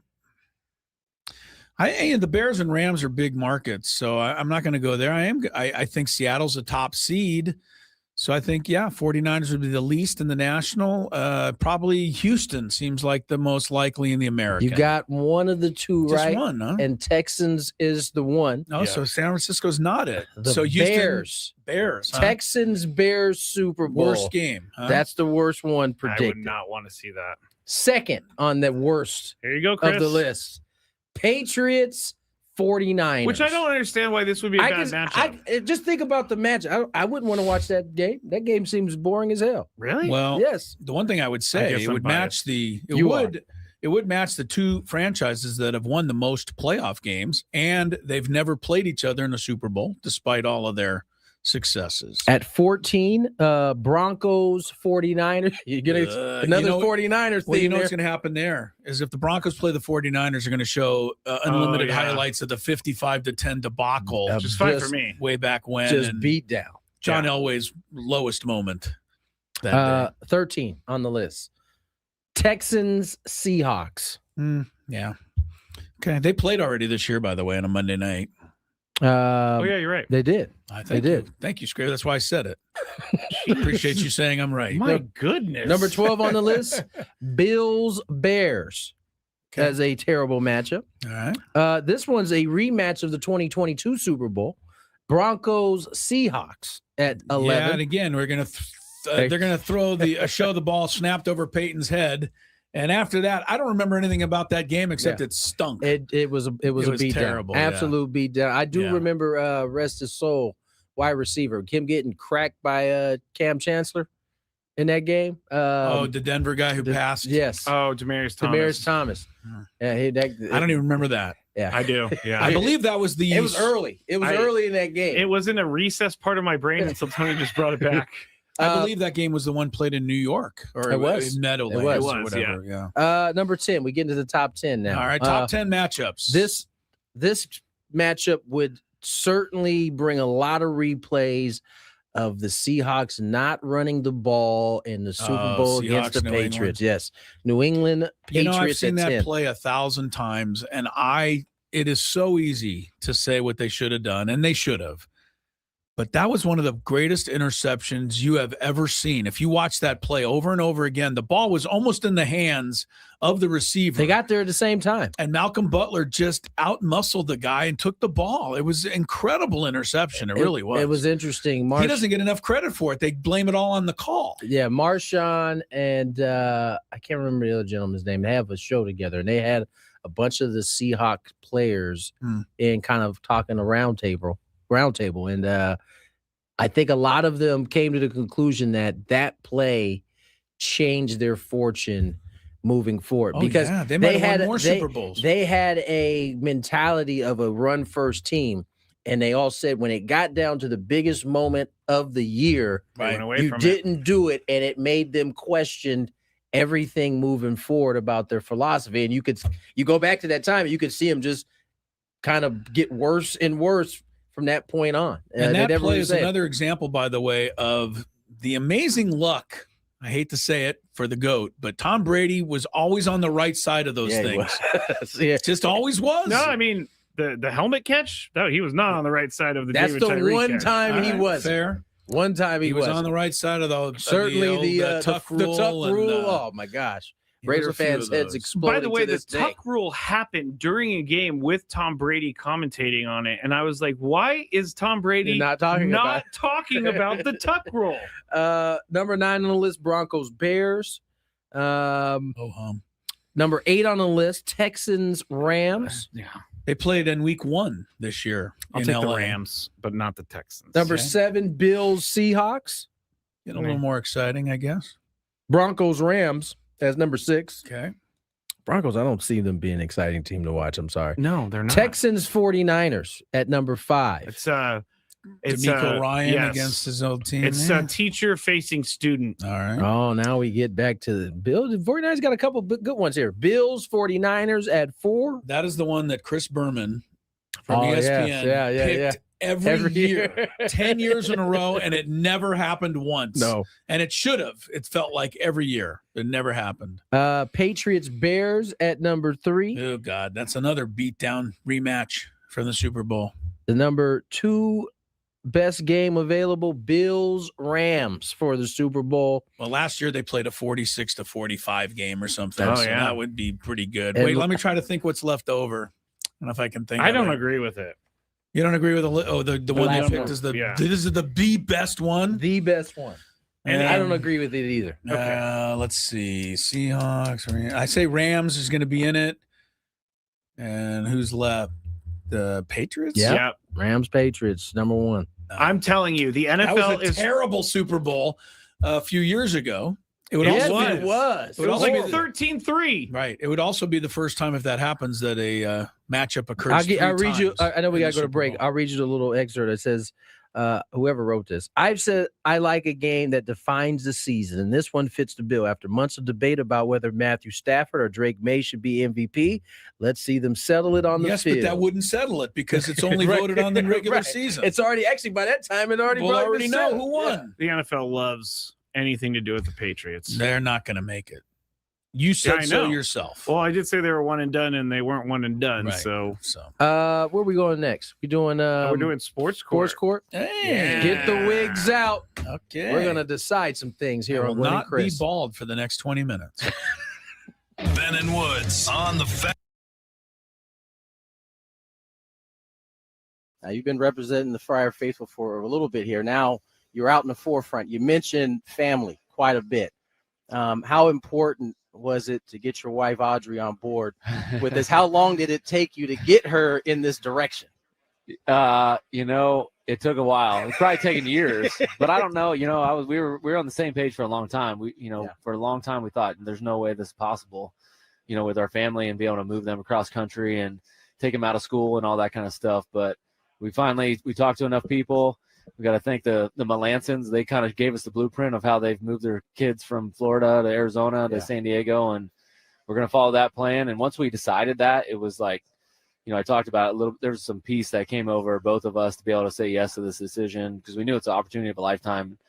Hard to say no to being the manager of Padres with a team like we've got. Obviously, when you decided to retire in the 23, family's probably at the forefront of your mind. You've missed a lot of time with your kids and your wife. And now to fast forward to this point here, you're sitting in meetings at this point, interviewing candidates. And then, however long later, what was the timeline in between you interviewing guys or candidates and then all of a sudden having your name in the hat? Yeah. Man, just to think about what my mind was thinking about 3 weeks ago was completely different than what it is now. Obviously I'm part of the organization and wanted to find the best manager for the Padres. And so I was in on some Zoom calls, to start that process. And then we and I were just having conversations about who we thought were great candidates and how we ranked them. And we got done talking about it. And he goes, well, I think I got you at the top of the list. And he just dropped that on you. Yeah, he just dropped that on me. And, it's a little bit of a shock, when someone, like AJ believes in you that much. And it pushed Audrey and I to actually think about this. And, is this something that we would like to pursue? If we got that much belief from the organization, we've got to make an informed decision. Yeah. And so then after that, we spent a lot of time, like I said, praying and fasting and thinking about this and how trying to map out the schedule and work it out with our family. And once we came to the conclusion we're taking everybody with us, then we felt pretty good about it. And we're able to say, if you're willing to offer the job to us, we'll say yes. 13 years as a reliever. You spent 6 here as a Padre. How has that shaped your viewpoint and how the type of manager you'll be? Yeah, I think one quality I have is a little bit of loyalty, and I was lucky in my career. I only really played for 2 organizations. I played 1 year with the Guardians in the middle, but not in the big leagues. But most of my career started with Washington, and then it ended with San Diego, and I feel very connected to this organization. I feel like it is family. They've treated me like family. And so, being a part of this and being in this role is something that's very exciting, and I'm up for the challenge. Now, you had to get it out the mud, so to speak, right? You weren't a high round draft pick. You're a guy who had to kind of grind. That's the word we often use around this game. How is that, or what kind of lessons from those type of situations are you going to be able to take into your managerial role? Yeah, maybe it's like people doubting you a little bit or not saying you're quite good enough. And there's probably some people thinking that as me as the manager. But it's also exciting to prove people who I really am and what I stand for, and maybe do it a little bit different than everybody expects. But those challenges as a player, they were so enjoyable. Yeah. You've done it before. It's fun to try to get the most out of your talent. And as soon as I took this job, that feeling of what I was as a player, when's my next workout? When's my next throwing session? Right. That constant thought, that feeling, that little nervousness, that little excitement came back right away. And it was I definitely missed that. Now, did I enjoy the 2 years in between? Yeah, I did. I got my handicap went down and all that kind of stuff. But, This challenge has gotten that excitement back, that feeling back of I'm in the hunt with the boys, and I'm ready to grind it out and make something special happen. Now, you've been representing the Friar Faithful for a little bit here. Now you're out in the forefront. You mentioned family quite a bit. How important was it to get your wife Audrey on board with this? How long did it take you to get her in this direction? It took a while. It's probably taken years, but I don't know. We were on the same page for a long time.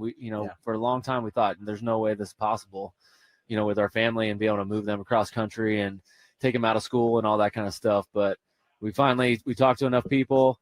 We got to thank the Melancons. They kind of gave us the blueprint of how they've moved their kids from Florida to Arizona to San Diego, and we're going to follow that plan. And once we decided that, it was like, I talked about it a little. There was some peace that came over both of us to be able to say yes to this decision, because we knew it's an opportunity of a lifetime.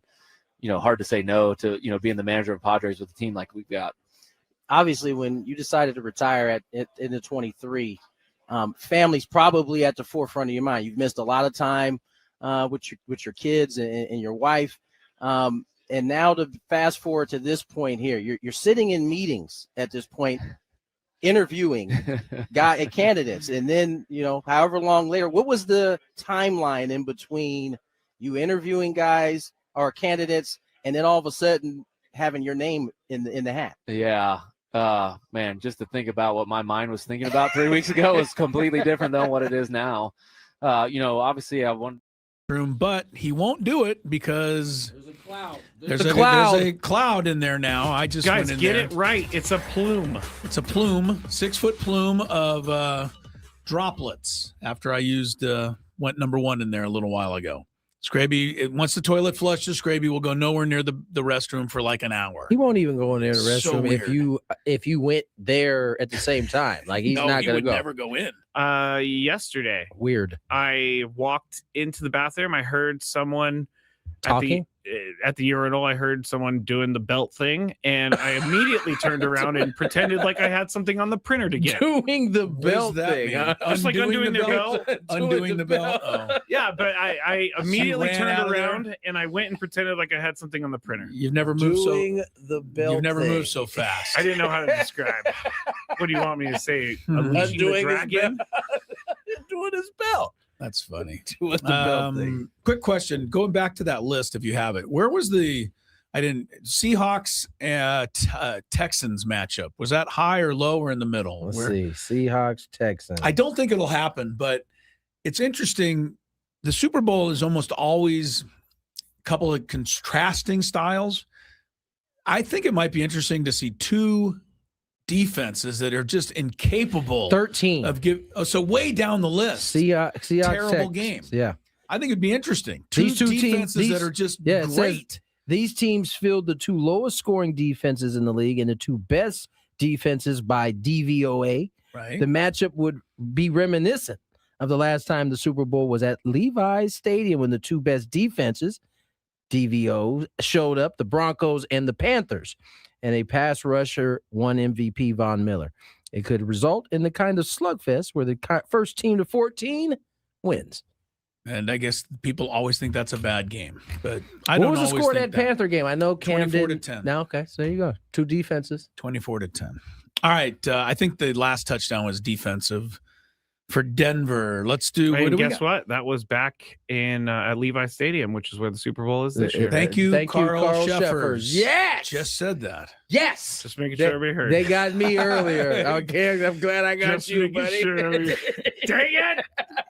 I played it off too. I hope that in some world somewhere that I don't know, like that I'm totally unaware of, they refer to that mistake as that was a Crisello move. Like, I don't know who they are. I don't know anything about them, but I hope that they use that because Carl Sheffers is, he's been exalted on this show for no fault of his own. Every time I see him, I'm like, man, you have no idea, bro. Yeah, you have no idea how many times bro. You have no idea how many times we mentioned you. All right, let's do sports court after traffic. We're not ready yet. Well, that gives me a chance. I can remind everybody, 5:30, biggest fan will be announced. Chance to qualify for the night in the Odyssey Suite Padre game this season. The fan staff will be there. Spiros will cater. And I said, it really is a great prize. Bring like 20 of your best friends, go to a Padre game. And if you want a chance at that, you got to register your name at 973thefansd.com/biggest fan. Sports Court here, 4:00, Chris vs. the Fans, Big 5 o'clock hour. We are going to get into our NFL picks for the playoff weekend. And looking forward to, 4 great games again. The one thing I will say, I'm only stalling because we can get into it. The only thing because I know we're doing the Sports Court. I have no idea when it's coming in, so we can. Okay. Yeah. But just real quick, that I think's great is that I think you can make a case for all 4 teams to win and all 4 teams to lose. Or all 8 to win, all 8 to lose. And I don't think that's often the case in the NFL playoffs. Usually somebody is a really superb big favorite right here. I don't see that this year. I don't either. So, all right, let's do Sports Court, and then we'll get some traffic in there at some point. Do you have a sports issue, San Diego? Do you need a third party to make a decision? The guys have put on their robes and picked up their gavels. All rise. Here comes the judge. Gwynn and Chris Sports Court starts now on 97.3 The Fan. All right, so today's Sports Court, we don't have any sports-related sports courts. So we're just in court right now. And it's all about relationships, and two between a husband and wife, and then one between two If you'd like, roommates. I'll just get out of the way and let you handle this because you're kind of the expert at this kind of thing. Aren't you? Relationships, isn't that your strength? That's my forte. I'm great at them. I succeed in them all the time, Chris. I succeed all the time. Right up your alley. Yep. Maybe this is why I gravitate towards these, because I'm like, I'm learning from these situations. These are all from Reddit. I always drive my wife and myself the 3 to 4 hours to her parents due to her traffic anxiety, which isn't a thing, and car sickness, which requires the front seat and prevents her from taking Dramamine. However, she is a highly distracting passenger, constantly gasping, grabbing the handle, and overreacting to minor traffic events, which makes it hard for me to concentrate despite my safe driving record. She claims she can't control her nervousness. On the trip there, her anxiety was constant due to heavy traffic. When I brought up her distracting behavior, she blamed my driving.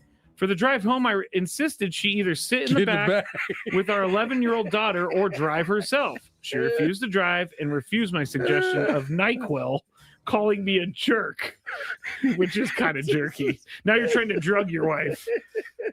You wanted to give her NyQuil so she'd zonk out? So she would zonk. Well, maybe because of the anxiety. Okay. She reluctantly sat in the back with our daughter while her 14-year-old son sat up front. That is actually a really cool thing for the 14-year-old son. When you make mom sit in the back and you get the front seat. But she was in the back pouting and silent the entire trip. Upon arriving home, she admitted feeling car sick, but said nothing earlier to avoid making a big deal. She is still upset, accusing me of humiliating her by making her sit in the back and telling me I should be more considerate of her feelings. I'm not sure I did anything wrong. So, Tony, you're up first. Is he guilty of being a jerk? The NyQuil thing might be a little extra. Why don't you take a dose of this so you can knock yourself out? I figured he was thinking knock yourself out and maybe like it would help with the motion sickness. Yeah. I don't know. Having someone who's like that distracting in the front seat, especially as I've gotten older, is actually really distracting. And, if you're grabbing things, I'm like, oh, that is bad. Like when you barely tap the brake. Yeah, I don't know. It sounds like this is an extreme case. It does. The question is, did he do anything wrong? No. He was breathing, wasn't he? His delivery could have been better in terms of trying to get the result he was looking for. I don't know that you can deliver. I've tried every way possible. Have you ever tried to get your wife to sit in the back seat? You guys don't have kids, so it would be really awkward if you asked her to sit in the back seat. I've never gotten. He's a chauffeur. You're just an Uber driver. First of all, the nervous passenger describes my wife pretty well, oftentimes, and for no reason at all. Like if I, I've never even come close to getting in an accident, but you would think that I'm You've been in a lot moment away every time. Yeah. So we have this issue. I will say this, and fantasize is a bad word here because it seems to conjure up the wrong things. But I have thought about, as we've driven on, pulling the car over. I know she would never get out, but just myself getting out and having her drive the rest of the way. And I can't do that because I know that I would be sleeping on the couch for months. But this is really annoying, and I don't like the end of this statement, which says, she's still mad at me because, quote, she didn't want to make a big deal. She's mad at him, accusing her of humiliating her. But what about what you were doing while I was driving? Yeah. That needs to be entered into this. That's dangerous. Yes. One of my questions is, I don't think this is a guys picking on women thing. This is just a thing that's not right. And could you imagine sitting there when your wife's driving, whoa, get in that lane. No. There's a parking spot. Right here. We would not do any of those things. So why do you ladies do this? Here's my question. Hey, let me say, I have attempted to pull the car over. The younger version of myself. You tried to pull the car over. I can't do this. No. You got to drive. Whoa. Okay. You got to drive. I can't do this. And I drove. I've thought about it, Tony. I really have. I've thought about it, just saying, you know what? I'm not driving well enough. You pick it up from here. But I've never gone there. I'm in agreement with this guy. Yeah, I think you did not do anything wrong. I don't think you did anything wrong. My question is, if you're married to her, you knew this was a thing. You don't think it's impossible for it to be every ride. When you meet the woman at the bar her, and you're talking with her, she doesn't say, by the way, when you drive, I'm going to freak out. I'm assuming they've dated for at least a year or something, and then by then. So this shouldn't be anything new to Well, here's my thing to you, Scraby. If that's going to be a breakup deal, then don't bother entering into a relationship ever. I don't think it's every a breakup woman does deal. this. I don't think it's a. I really think every woman does this. That was Chris Ello. I did not say anything about women doing They that. do it to varying degrees. But I certainly know know to varying degrees. That he keeps taking that my wife has definitely wrong. Been like, or like hit her a fake break over there on the side. And I'm thinking to myself, you get a lot closer on your break than I do.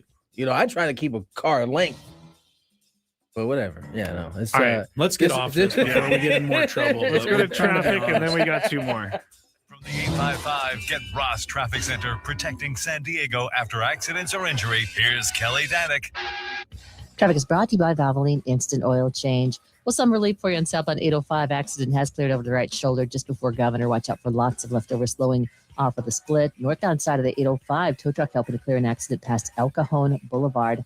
Also, keep in mind, got this large sinkhole that's got some traffic control in place. Southbound lanes of Marina Boulevard between West Marina Boulevard and Napa Street. South 5 coastline just before the 76 collision over to the right shoulder.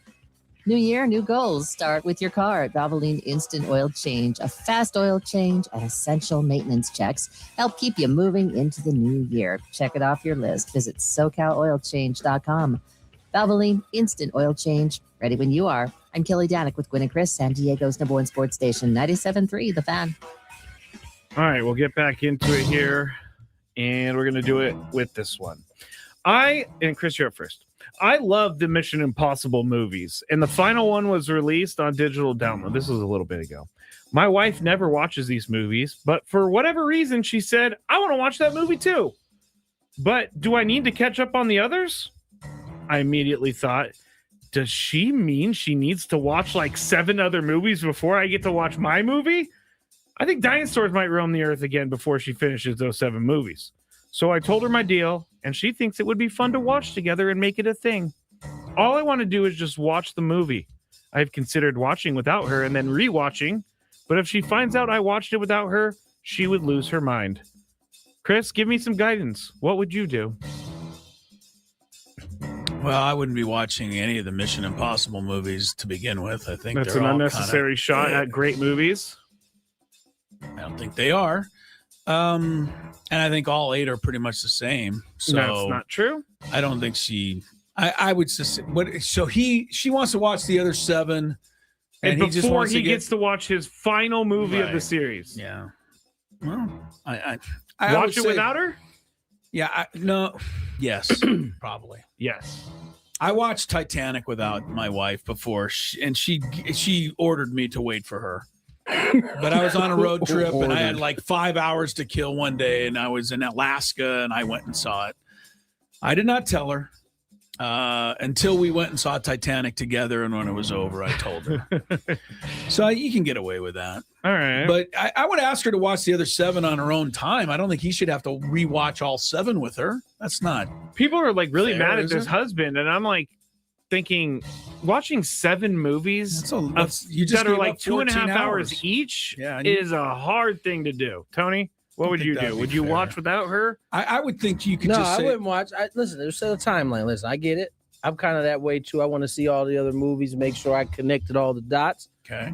Give you a little time frame. Knock Knock out out these 7. What if I told you 7. you don't need to because the movie does a pretty good job of catching you up on what's happening? It doesn't matter. You asked me for my advice on this. You're right. My advice is give your wife or significant other a few days to do some binge watching. 2, maybe 3 days. 2-3 days to knock out the 7. And then, time's up. Let's watch this together. And if it's not done at that point and you really have to watch this movie, have at it. I would say that the last movie is fantastic. It is. It's great. I can imagine getting interested in well, I can't, but if I get interested in the Real Housewives of Name the City, and my wife said, well, you can catch up, just go rewatch the first 12 episodes and I'll wait for you. It's not going to happen. No. I was going to say. All right, final one.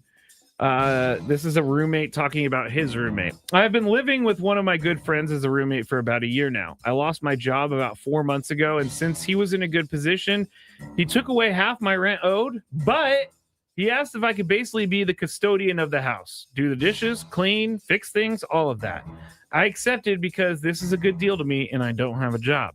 For about 2 months now, he's done something that drives me absolutely insane. When he gets home from work, he puts his Tupperware into the sink, and I do the dishes at the end of the day. That's not what drives me nuts. Here's what drives me nuts. He leaves trash inside his Tupperware. If he has a paper towel, it's in there. If he has a protein bar, the wrapper's in there. If he has a paper towel and a protein bar, they're both in there. It usually ends with me digging through the trash in the Tupperware after it's been sitting in warm, leftover food for hours. So, Tony, my question, since he is helping me out by giving me a rent break, can I ask him to throw this away, or should I just stay quiet and do it?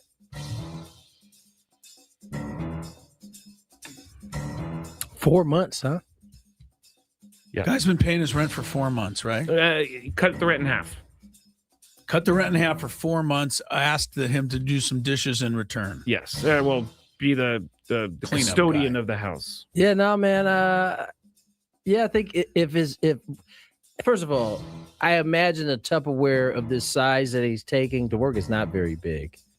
So how much trash can he really fit? Is it like a paper towel that he kind of uses to wipe his hands? That's exactly what it sounds like. Yeah, I mean, come on, you could throw that away. But he said a protein bar can go in there as well, the wrapper. Do the dishes with some gloves on. Yeah. Those dishwashing gloves. They give you some good prices at Costco. You can get the surgeon gloves. And since you're not paying all full rent, you can afford them. Yeah, go ahead. Grab you a box. They give you 2. Last you a long time. Bust them bubbles, my man. Yeah, I don't think listen, and if he's living here in San Diego. Oh no, I don't think he's in San Diego. Oh, okay. Well, about to say the rent is probably not money to clean some cheap. Dishes. I would. He's only got one other alternative, and he's not going to like this one. Get a job. Oh, been sitting there for 4 months doing dishes. Yeah, I don't know. Get a job so you don't have to be in this position. I don't know, but he was let go he was laid off. Well, 4 months. Let's go. Get on out there, man. Back to it. It's not that easy. Or okay, fine. Well, don't get on Reddit putting this on there. Go ahead. Well, he has a lot of time. Tony. Bust them suds, brother. Yeah, he's bust watching. the suds. Oh man, you want to hear another weird thing about me? Wet trash. Yeah, it's disgusting. Is gross. I yelled at my kids one day for that. They, like, for a week straight, they consistently were throwing I don't think they were like paying attention. It was like paper towels. Like, this is disgusting. Or they'll make some noodles in the microwave and with a paper towel in it, and the juice from the goes noodles all over the place, and they yeah. just leave it in there. Yeah. Drives me nuts. That is, my kids would leave that damn paper towel in there for so long in the microwave that it would get hard. That is gross. And it was like, you have to have them take it out. Oh yeah, for sure. Chris versus the fans next. 833-288-0973. The UCSD.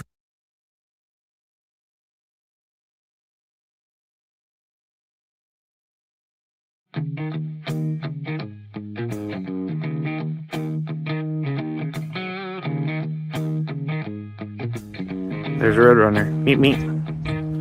He doesn't like me. I guess I wouldn't like me either if I was chasing me.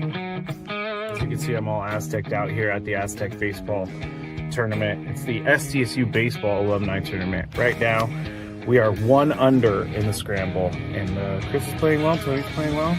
But our ringer, Jack Townsend, is playing really well. So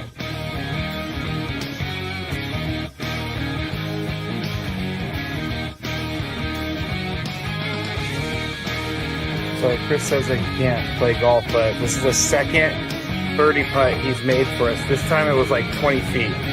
Thank you very much, Greg. But once again, you're hitting some very nice shots as well. I'm not usually complimentary to you, but I can't help but be complimentary. Your shot making today. With my what? Your shot making. You've hit some.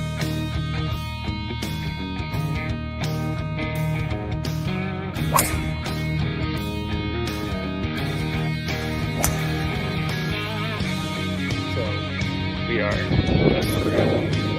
leaving 10 now, and it's getting really windy. It's actually kind of cold. I'm not gonna lie, I know we're in San Diego, but we're 3 under as a group.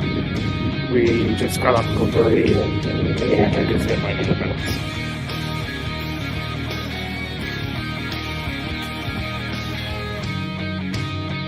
There's a squirrel. Buddy wants to attack me. Squirrely! We just got our second birdie of the day thanks to this guy. Yeah, a 4-footer after. It was a 5-footer. After our pro drove it 300 to the front of the green and then chipped it within 5 feet. Uh-oh. Gravy, don't feed the animals. Don't feed the animals. I do feed animals, but Chris made a birdie putt. Leaving the golf course. And we ended up shooting 63 once everything was accounted for, since it was a scramble and we had an SDSU golf player, Jack Townsend. He was with us and he did a lot for us. I think we shot 63 because of him, but we all had a good time.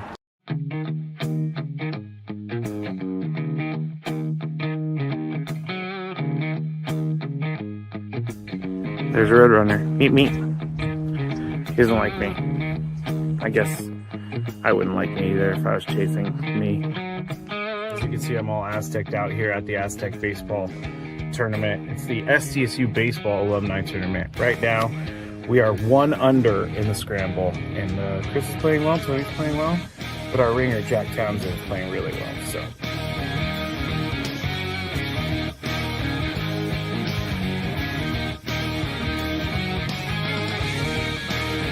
So Chris says that he can't play golf, but this is the second birdie putt he's made for us. This time it was like 20 feet.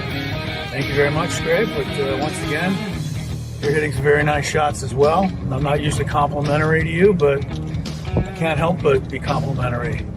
Your shot making today. With my what? Your shot making. You've hit some.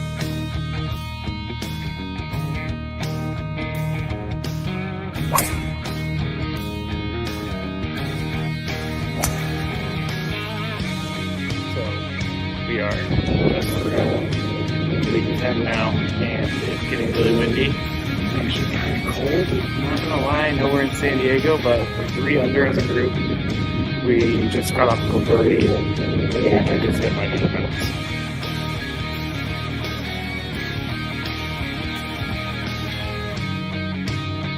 There's a squirrel. Buddy wants to attack me. Squirrely! We just got our second birdie of the day thanks to this guy. Yeah, a 4-footer after. It was a 5-footer. After our pro drove it 300 to the front of the green and then chipped it within 5 feet. Maybe don't feed the animals. Don't feed the animals. I do feed animals, but Chris made a birdie putt. Leaving the golf course, and we ended up shooting 63 once everything was accounted for, since it was a scramble, and we had an SDSU golf player, Jack Townsend. He was with us, and he did a lot for us. I think we shot 63 because of him, but we all had a good time.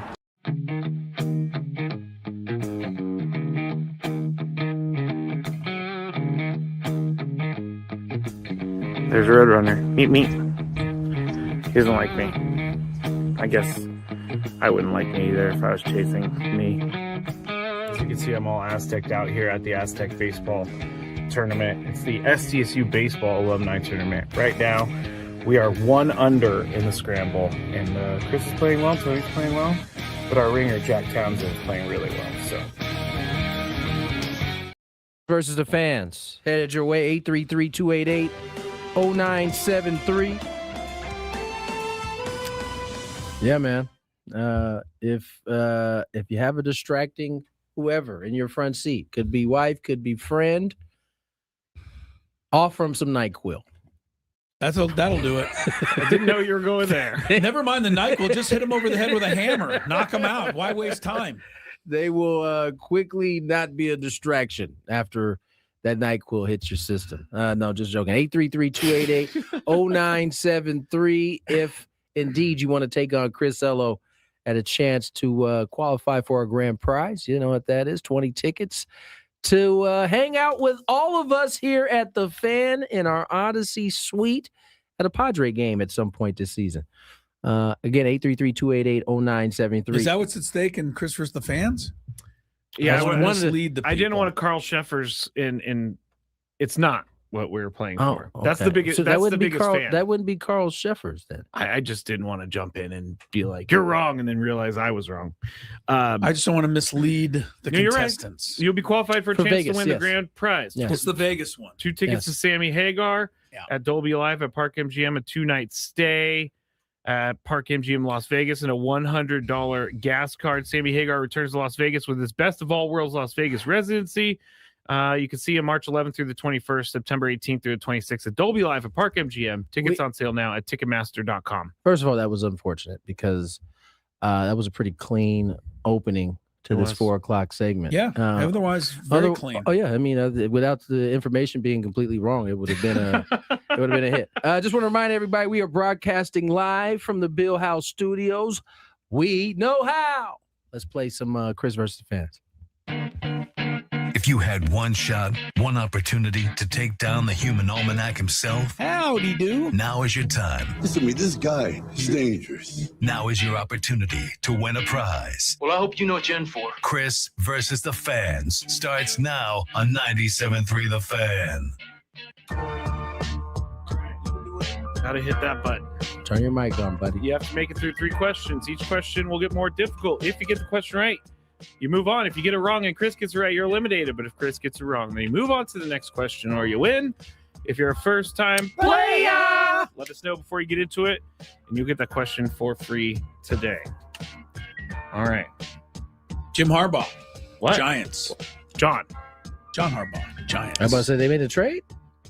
Yeah, right. That's the news of the day. John for Jim? I just try to make sure that everybody says something completely wrong in this segment. You were the only one who hadn't gotten anything wrong. Yeah, right. I was the only so. one. So there you go. All right, let's get to our Except first. for his whole thought process on the bathroom. That was completely wrong. That wasn't in this segment. That wasn't. He said this segment fair there, buddy. enough. Should probably listen. Mm-hmm. All right, let's go to our first contestant, Ben. Ben, how was your Thursday this afternoon? Hello, how's it going? It's going well, Ben. How are you, my friend? Hey, what's up? Oh, it's good. Just driving home from work. I'm a first-time player, long-time listener. First-time player. Thanks, Ben. I win like every day, and when the questions are easy. But so hopefully it works out today. Here we go. Question. Can be a little more stressful when you're actually in the seat. Question number 2. Here we go.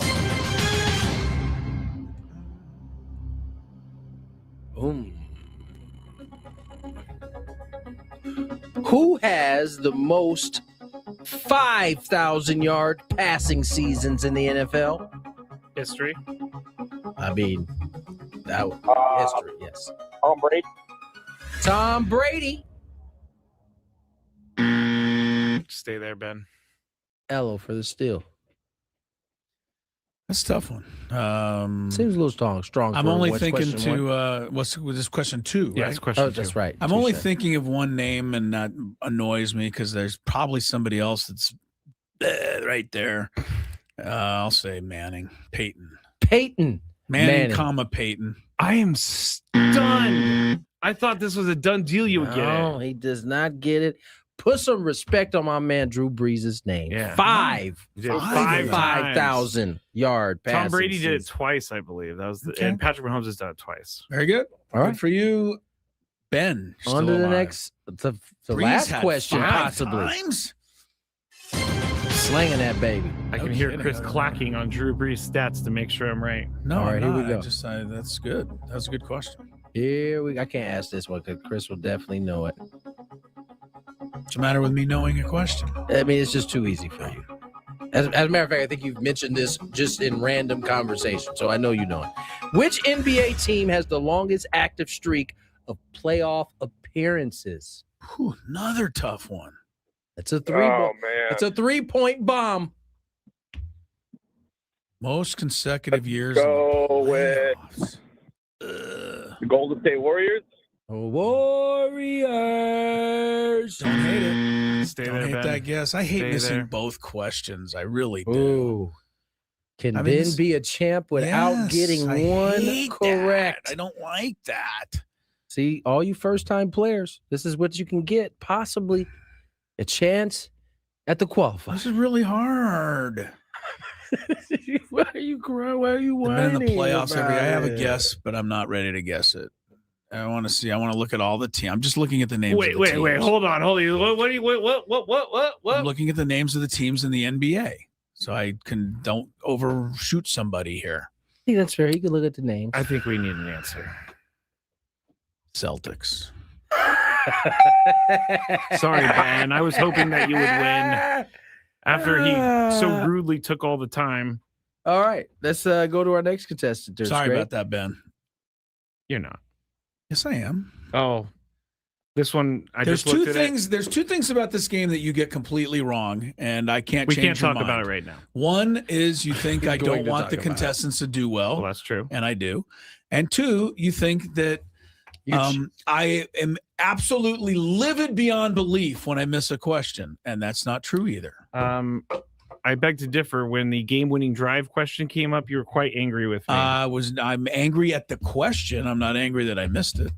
All right, let's go to our next contestant. And this caught my eye because Chris always says, I love his barbecue. Mike in Escondido. Yeah. Well, hello, Mike. Hi, Mike. Hey, guys. Been a long time. It has indeed. Glad to have you back. Here we go. First question.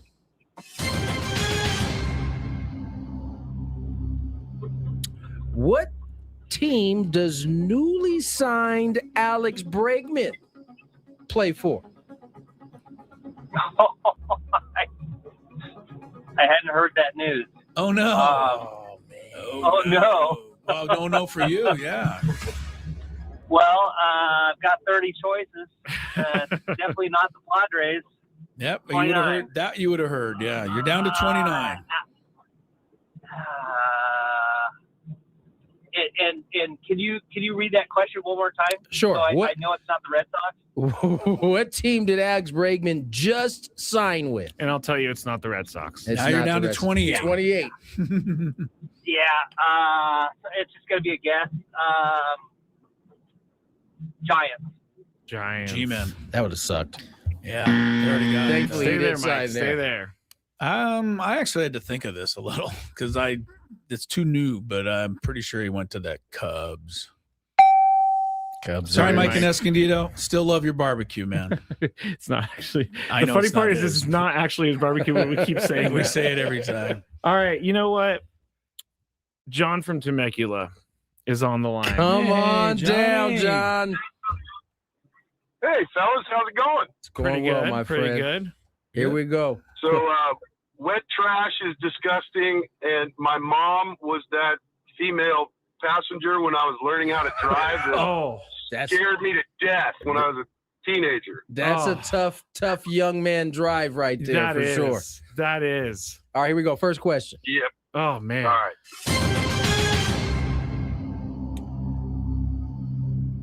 Which live golfer is returning to the PGA Tour and playing at Torrey for the Farmers Insurance Open? Brooks Koepka.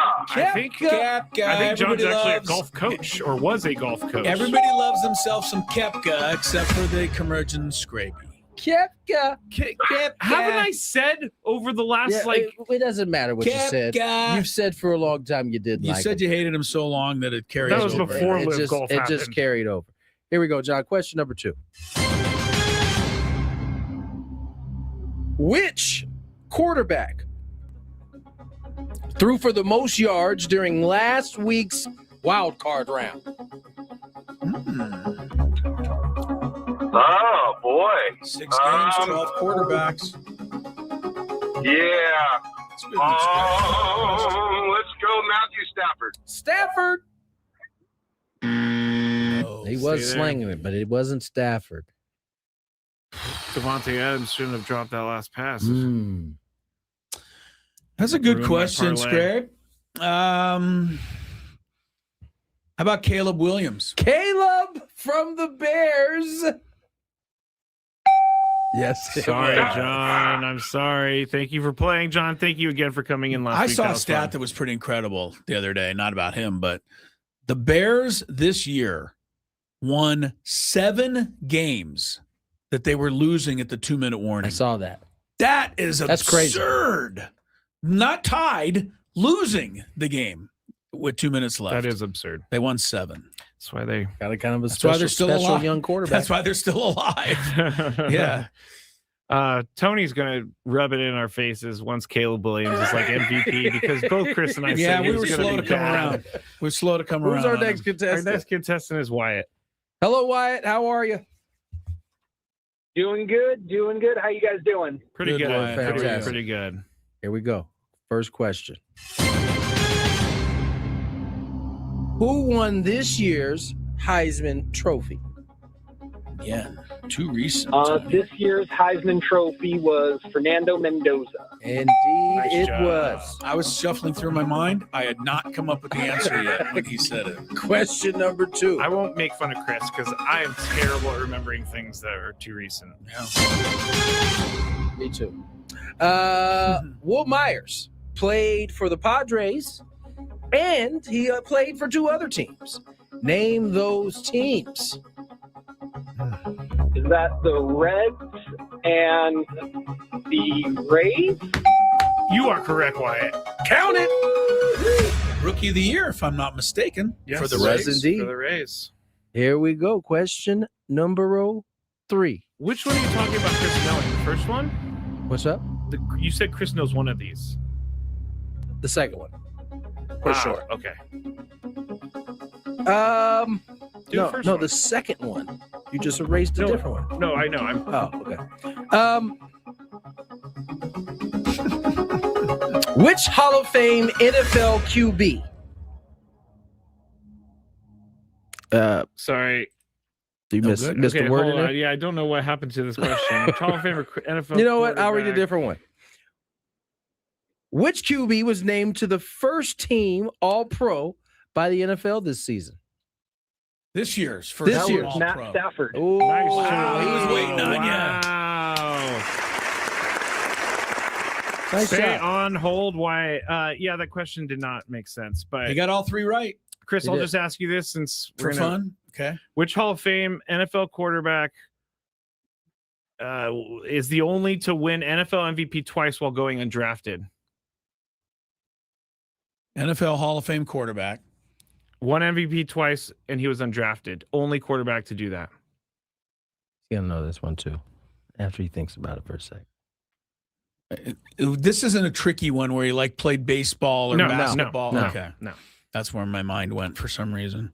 All right, so 2-time MVP. 2-time MVP, Hall of Fame quarterback, and he was completely undrafted. Undrafted. 2-time MVP. That's that I should know it. It's not Kurt Warner? Yeah. Here's the other one. Let me ask him the other one. Go for it. This is one I was pretty certain you'd know because I feel like you've said it multiple times. What NFL team has the most playoff losses in the history of the league? In the history? Vikings. Yep, he knew it. You're right. I didn't know that. I didn't realize that. They've been there the most, and they've never won it. So. I think I've heard him say those. Yeah, I've said it a few before. times. Yeah, the Vikings. Nice job, Wyatt. We got a few Good minutes. job, Wyatt. We got a few minutes to kill here. We're at nice 4:15. win for you there. I'm going through some fun stuff here, Tony. You'd like. This is the 14 most embarrassing records in NBA history. The first one on the list. Do you know what the lowest number of points ever scored in an NBA game is by a team since the shot clock in 1954? So we're last 80 years. I'm gonna say 45. Bulls 49.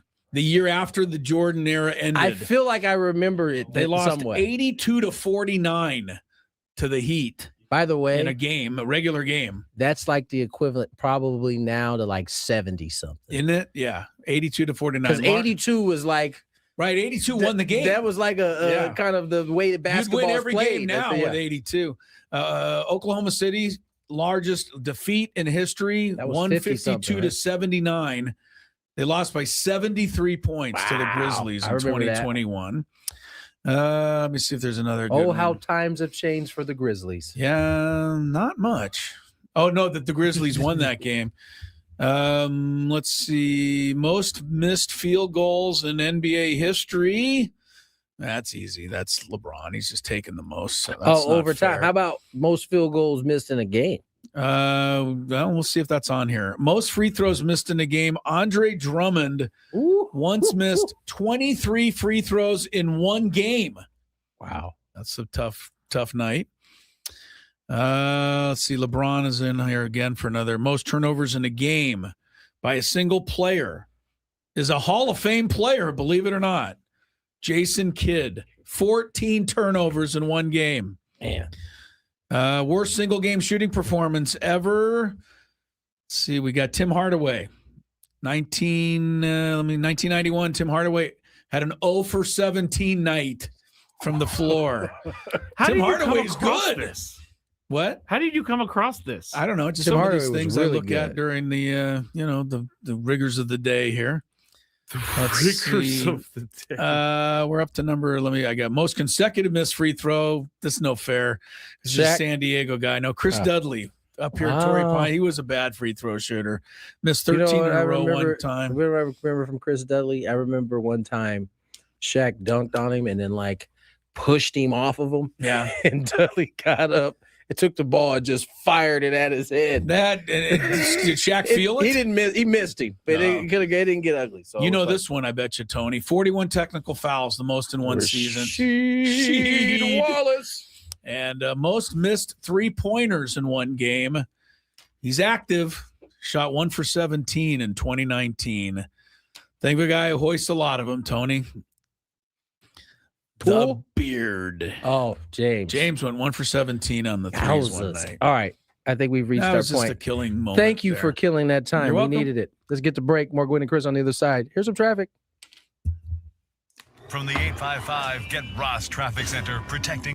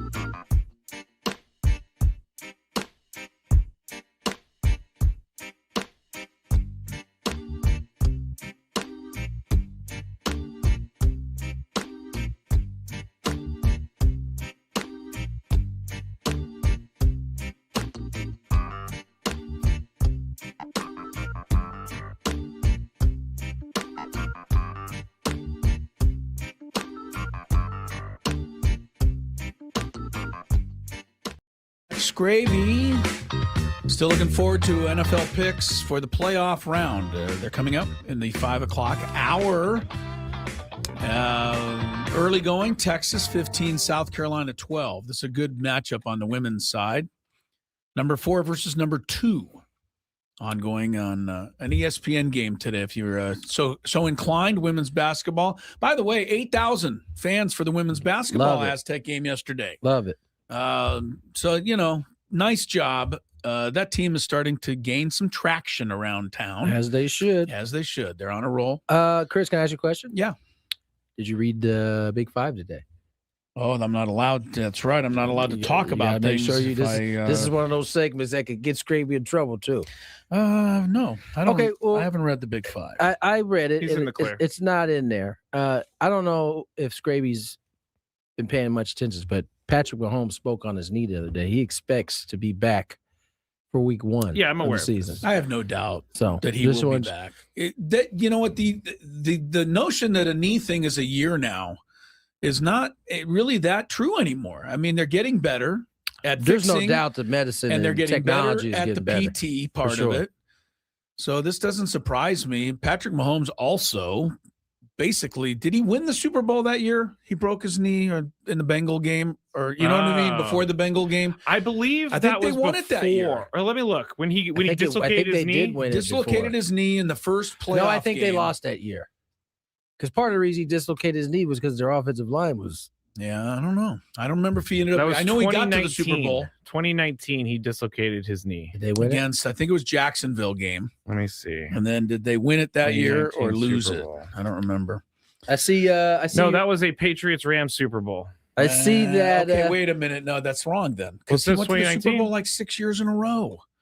No, he hurt his knee after that. I'm almost sure of it. The article I'm looking at right here says his dislocated kneecap is October 18th, 2019. No, October 18th is not a playoff game. So I'm talking about the time he hurt his knee badly in a playoff game, came back in the second half. So maybe it won the game and then won the championship the next week and got to the Super Bowl. Maybe it was an ankle. High ankle. It was an ankle. Okay, whatever it was, he couldn't walk. No, it was featured in that show Quarterback, right? You're right. So what year was that? It was the ankle. Didn't Maybe they lose that 22, 23. Did they win the Super Bowl the year he hurt his ankle? I should have said ankle.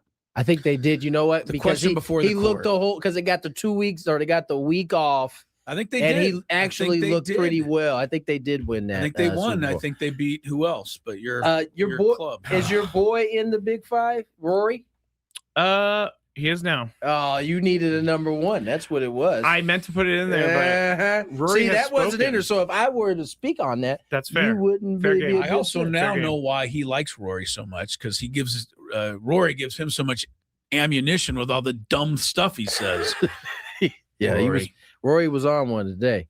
What? He's not very happy. I shouldn't say he's not happy. He just says that he's kind of taking a shot at Liv. He said they're not signing anybody that's moving the needle. He's not wrong. I mean, Dustin Johnson was once a dude. He was already Dustin there. Johnson though. just got re-signed. He was already there. I mean, they re-signed. Does everybody who's in the Live Okay. sign like a contract Yes. to be in it? Oh, They have to. so you don't win it. So do we winning know doesn't the matter. terms You of don't those, make any or more are they money? like how long? Are I don't know Is the it different terms for of them. everybody? It's different for everybody, but they also have lots. I've read that they have lots and lots of rules about what you can and cannot do with the PGA Tour and sponsors and things like that. All right, make money. This is your time. I got to introduce you to my wife's friend Becky Scrabe. Why? Because she and her her fiance Doug, 2 of the best people I know, by the way. Okay. Have 2 dogs. All right. Rory. Oh, you told and us this. Mackie. Yes, I love it. Because they love Rory McIlroy in that household. Yeah. I wouldn't go that far, but I love it. They love him that much that both dogs are named after him. They know what they're talking about. Yeah, sure. All right. Big 5. Yep. Ben and Woods.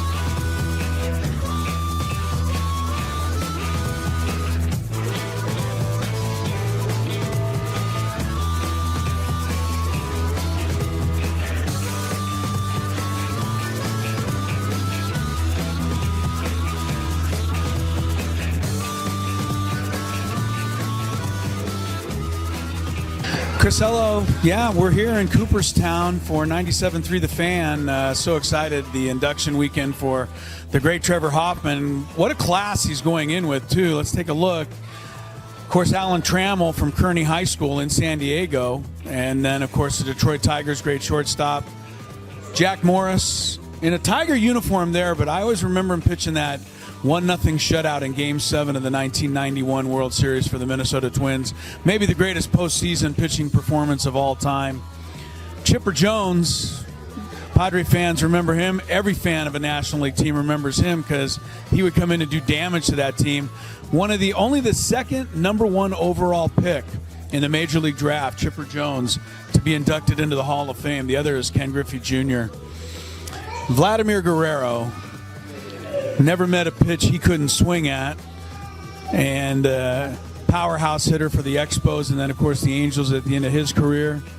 Jim Thome, over 600 home runs, mostly with the Cleveland Indians.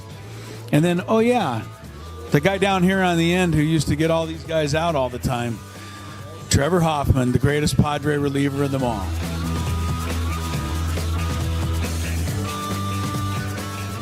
Two of the greatest outfielders in the history of baseball. Of course, you've got Babe Ruth right here. Ted Williams right over there. I was wondering who the third outfielder would be. And then, of course, it hit me. Tony would be upset if I didn't say that the third outfielder, who will someday probably be displayed right here between these two guys, is obviously Mike Trout.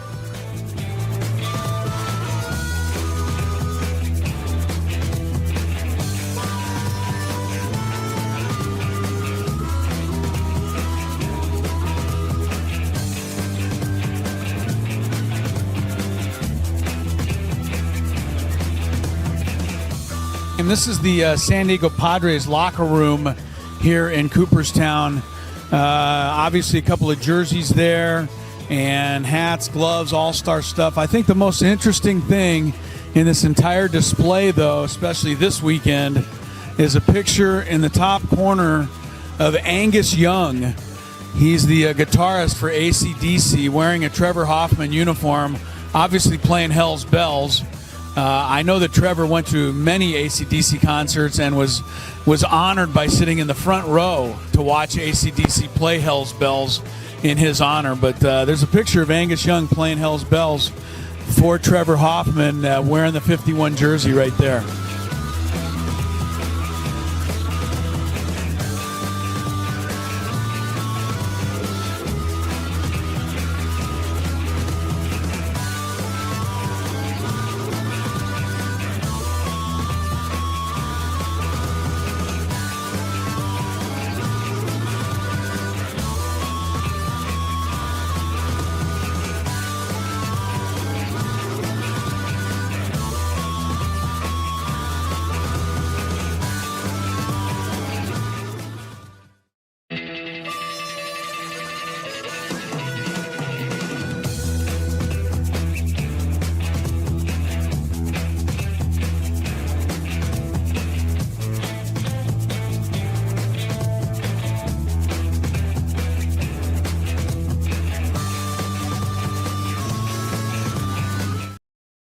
.434 on the clock, and we are moving towards Scraby's Big Five. Now, he hadn't had the Big Five set until I gave him his fifth or his first, depending on how he wants to use it.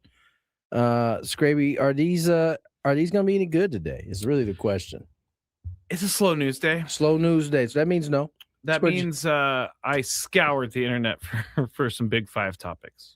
All guests on 97.3 The Fan join us on the David P. Shapiro Fan Hotline. David P. Shapiro, criminal defense attorneys, helping good people regain control of their future when charged with a crime since 2010. Visit davidpshapirolaw.com. All right, well, shall we check some traffic? It's not ready yet. It's not ready yet. So we'll check some traffic at some point during this Big Five, but I, at this point, will give the reins to Mr. Matthew Scraby in the Big Five. It's that time of the show when we check on the latest in sports. Only the most important topics and questions are brought to light. Stop what you're doing and listen. These news stories will astound and amaze you. The one, the only Oh, my God. Who the hell cares? The Big Five starts now on 97.3 The Fan. All guests on 97.3 The Fan join us on the David P. Shapiro Fan Hotline. David P. Shapiro, criminal defense attorneys helping good people regain control of their future when charged with a crime since 2010. Visit davidpshapirolaw.com. Number 5. All right, we're going to start with this. Detroit Tiger fan sites are really fixated on the Tigers trading Tarik Skubal to the Padres. Seems like every single day they have some sort of mock trade to get Tarik Skubal It's not some to sort San of Diego. mock trade. The trade always includes Fernando. Well, no. Oh, no. they have one that doesn't Now they've moved off of Fernando because they realize it's not going to happen. Okay. I actually think this mock trade is possibly doable. So, and it does mean it's possibly doable because it doesn't involve Fernando. Here's the trade. Padres send Nick Pivetta, Ramon Laureano, Cruz Schoolcraft, which is the number 2 prospect in the Padres system, and Miguel Mendez, number 5 prospect, just for Tarik Skubal. Would you, Tony, would you do that? Pivetta, Laureano, Schoolcraft, Mendez for Skubal on a 1-year rental. No. And I'd say no because I don't want Skubal for a 1-year rental. You want a long-term Skubal. Right. What is it? 1 year? And then that like depletes not only shot. Yeah. You obviously get the benefits of your rotation benefiting from that, but Ramon Laureano that much, right? I mean, Ramon Laureano is going to be highly counted on to be an offensive piece, an offense that struggled a little bit last year. So I don't know. Unless there's some other trades connected to that you don't have made up yet. That doesn't come. Yeah, exactly. That doesn't happen in mock draft world. I don't know that I want to do that. No one goes and thinks about what else they need to get. But listen, if prospects are going for the rate that they're going with, go ahead and let Schoolcraft marinate a little bit because his stock is going to go up. Yeah. I already know Chris's answer. Well, it's an no. easy one. Yeah. I mean, 14 innings, Skubal pitched more than Nick Pivetta last year. 14 innings? How many strikeouts? Oh, he had more, and he's better, but 14 innings, I'm not getting that. That's not making up for the loss of my starting left fielder. That's true. And a prospect who very well could be the next big thing. Mm-hmm. Or could be the next prospect that you got to use to get a whole bunch of other stuff. Yeah, I'm not fair. No, not enough. All right. I mean, way too much. I mean, why do the Tiger fans mind their own business? Why do they have to trade in here? I kind of agree with you on that. The Tigers fans leave us alone. I mean, Skubal's fantastic, but you can't just give up everything. No, that's silly. All right. Number 4. But keep in mind, Ramon Laureano is a quote-unquote rental as well. He's only got 1 year left with the Padres. Who? Ramon Laureano. Not a rental. Got him last year. He's got 1 year left. Yeah, but I mean, he wasn't a rental. You're getting him for just that 1 year. Correct. All right. Miami Dolphins owner Stephen Ross. And by the way, Tony and Chris told me more about this, or Darren Waller told us more about this meeting between Stephen Ross and Mike McDaniel. Not happy with the Dolphins. And Chris mentioned it earlier in the show that we found out during this show that the player that he was in the meeting with was Derek Waller. Yeah. And as Derek Waller... And Darren Wallen's spilling more tea on this. He was said just like they kicked down the door like the police, basically. Yeah. But he also said that Ross joined in on the conversation, and it was like normal at first. And then it got awkward. And then he stood there, and Darren Waller realized he'd better leave. But yeah, I'm not happy about how the Dolphins treated Mr. McDaniel. But he was offered, Stephen Ross revealed, he was offered a significant amount of money to sell the team, but he turned it down, Chris, and he's keeping it in the family instead. During an interview yesterday, he said he was offered nearly $15 billion with a B dollars, but turned it down, and his son-in-law, which is the luckiest son-in-law in the world, Daniel Silman, is going to run the franchise instead. So my question, Chris, with no team worth $15 billion in the NFL, do you believe that he turned down $15 billion? I thought they're all worth about $15 billion. No, they're like, no. What did Forbes say the Cowboys were going for? I'll get it. I don't know. I mean, owning an NFL team is a license to print money. So if it's $15 billion today, it's going to be $25 billion in 10 more years. The Dolphins right now are worth. Apparently, yes. Where did they go? I don't know. I don't see them on the list. They're not worth anything. $0. Yeah, well, in my mind, sometimes they're that's worth true. 6.2, so he would more than double. Yeah, but in 10 years, they're going to be worth 15. By the way, I hate to tell you, he said close to 15, nearly 15 million. That could be 13. That could be 12.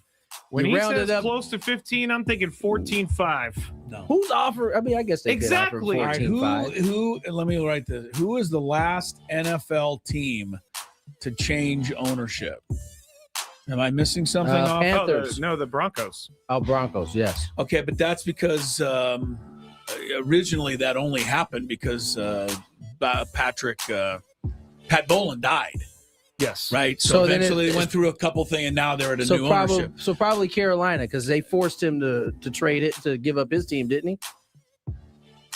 I don't know. My point is I just don't know that anybody ever wants to get rid of an NFL franchise. I mean, these things stay in the family forever and ever and ever and ever and ever and ever and ever. I just think if someone offers you more than double what But Stephen Ross is also 80-something, right? He's not going to be able to spend the $15 billion. Yeah. Might as well keep it in Commanders. the family. Commanders got 2023. Yes. Thank you. But I'm just saying, this doesn't happen often. It doesn't happen often, and there's a reason for it, because this is just this is a gold mine, these NFL teams. Cowboys $10.3 billion, according to what I'm looking at. Yeah. So $15 billion is more, but again, in 10 more years, you look at this list, and the Dolphins will be worth about that. I know. And so the son-in-law and the rest of the family will cruise for another few centuries. You're getting more than what the Cowboys could. Just think about what you're able to do. I mean, you get your value at 15 bill. You can then finance whatever you want against that 15 bill. It's a never-ending thing. You can borrow against your value of your team. Mark Davis is now an owner, right? I mean, this is just on down the line. Mara in New York. I mean, that was Wellington Mara from the 30s. I mean, McCaskey, the Bears, the original family. ownerships. Yeah. I mean, come on, these teams don't change. Same with New Orleans. Same with New Orleans, right? They got the same. Oh yeah, same fam doing that one. Gail Benson. Yes, Gail Benson. Yeah, it's DeBartolo, York. Yeah, San Francisco, back. Glazer, Tampa Bay. Just keeps going forever. Anyway, off you go. Number 3. Aaron Rodgers came to Pittsburgh largely to play for Mike Tomlin, who is now gone. Mike DeFabo of TheAthletic.com reported on Tomlin's final meeting with the team, noting a standout detail. As players exited, Tomlin interacted with each one, and when Rodgers reached him, other players said the quarterback was sobbing and repeatedly apologized, saying, "I'm sorry." Rodgers understood his arrival was an all-in move for the Steelers' first playoff win in 9 years, which have also obscured his 2 bad years with the Jets. Tomlin's 19-year tenure abruptly ended with a playoff loss, but everybody's talking about Aaron Rodgers sobbing. Chris, do you believe, or Tony, do you believe Aaron Rodgers sobbed? I can see that. Apparently, that's not the only report that came out. It was he said, "I'm sorry," and sobbed, and TJ Watt had tears welling down his eyes and kept saying, no. He didn't want to see this coach go. So 2 things can be true. Maybe Mike Tomlin's time there had come to an end and should have come to an end on his own accord, but the guys in that locker room may not have wanted that to happen. Many of those guys may not have wanted it to happen. So I believe it. That's the thing about football that I truly respect, is that when it's a team that is coached well and they actually care about each other, there's a ton of that kind of emotion involved. And that's not just football. That's all sports where there's a team involved and you spend a lot of time with guys. It can get emotional like that sometimes. Chris, do you believe Aaron Rodgers sobbed? Do you believe I sobbed when the Aztecs pulled ahead of Alabama? Well, I saw it. I saw it. I mean, but there's the only certain thing things. is Aaron My Rodgers. point is that certain things mean certain things to people. You don't know what it is that it might hit him. Listen, and I think Mike Tomlin has been successful for 19 years. Whether Steeler fans want to agree or not, he's been successful probably because he's built some incredible relationships with his players. Yeah. I don't think he could be successful for that long if he didn't do that. I agree with that. All right, so I'm just thinking Aaron sense. Rodgers is not the guy who I think of when I think sobbing. I think we think that because the last however many coaches he's had, he hasn't necessarily been the most cuddly with. True. I think we saw him act different this year in terms of how he dealt with the media than he has in the past 4 or 5 years. That to me is out of respect for Mike Tomlin. We didn't see him on Pat McAfee. Feel like shenanigans. Yeah, we didn't see any Pat McAfee stuff this year, and he could have done that. He's earned the right, but I think out of the respect for Mike Tomlin and how he's running those things over there, running that locker room, he elected not to do it. So I can see him being emotional about it. All right, we got some traffic, and then when we get back, Clayton Kershaw news. From the 855 Get Ross Traffic Center, protecting San Diego after accidents or injury, here's Kelly Danick. Traffic is brought to you by Valvoline Instant Oil Change. We just can't seem to catch a break this afternoon, guys. 2 separate crashes on South 5 Coastline, one of them in Oceanside near Harbor Drive. A couple vehicles over to the right shoulder. Another crash past Carmel Mountain Road, South 5. This one involves a couple vehicles. They're in the second lane from the left. Tow truck is rolling up to assist with that.